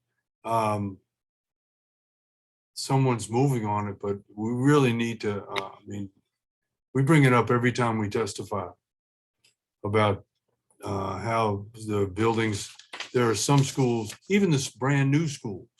I mean, Representative Wattenberg's talking about Wilson, which is a relatively old new school, but Roosevelt's HVAC system has never worked. And Cardozo was after Roosevelt and it's got HVAC problems. Yeah. Yeah. And Coolidge is the newest one and it's got HVAC problems. Yeah. Yeah. I mean, I understand too. We've got enormous buildings and enormous buildings are difficult to keep evenly hot and cool. And yet we have a responsibility to educate children in these buildings. And so getting this right matters a great deal. And I think finding the right way for the board to make our own stance on this and find a way to communicate about it is important. So if folks have specific ideas, obviously Representative Wattenberg offered one up to the SAC. If we've got thoughts on a resolution or something, let's go ahead and start emailing about that so that we can figure out what might come next. I want to move us to the last important part of our meeting. As noted in our meeting announcement, the state board will now enter a closed session to discuss the process for appointment of staff under DC Official Code 2575B10. I move to close the meeting. Is there a second? Second. Thank you, Dr. O'Leary. Seconded by Representative O'Leary. All in favor of closing the meeting, say aye. Aye. Aye. Aye. All opposed, say nay. The ayes have it, and this meeting of the State Board is now closed. Seeing no further questions, I move that the State Board reopen our meeting for adjournment. Is there a second? Second. Thank you, Vice President Thompson. Seconded. All in favor of opening the meeting, say aye. Aye. Aye. Aye. All opposed, say nay. The ayes have it, and the meeting will reopen. This meeting of the State Board is now open. Seeing no further business before the State Board, I will entertain a motion to adjourn. So moved. Thank you, Vice President Thompson. Second. A second? Yes. Second. Second. Thank you, Dr. Reed. All in favor, say aye. Aye. Ayes have it. This meeting of the State Board is adjourned at 9:15 p.m. on June 1st, 2022. Thank you all. Thank you. Have a good night. Night. Night, everybody. Good morning.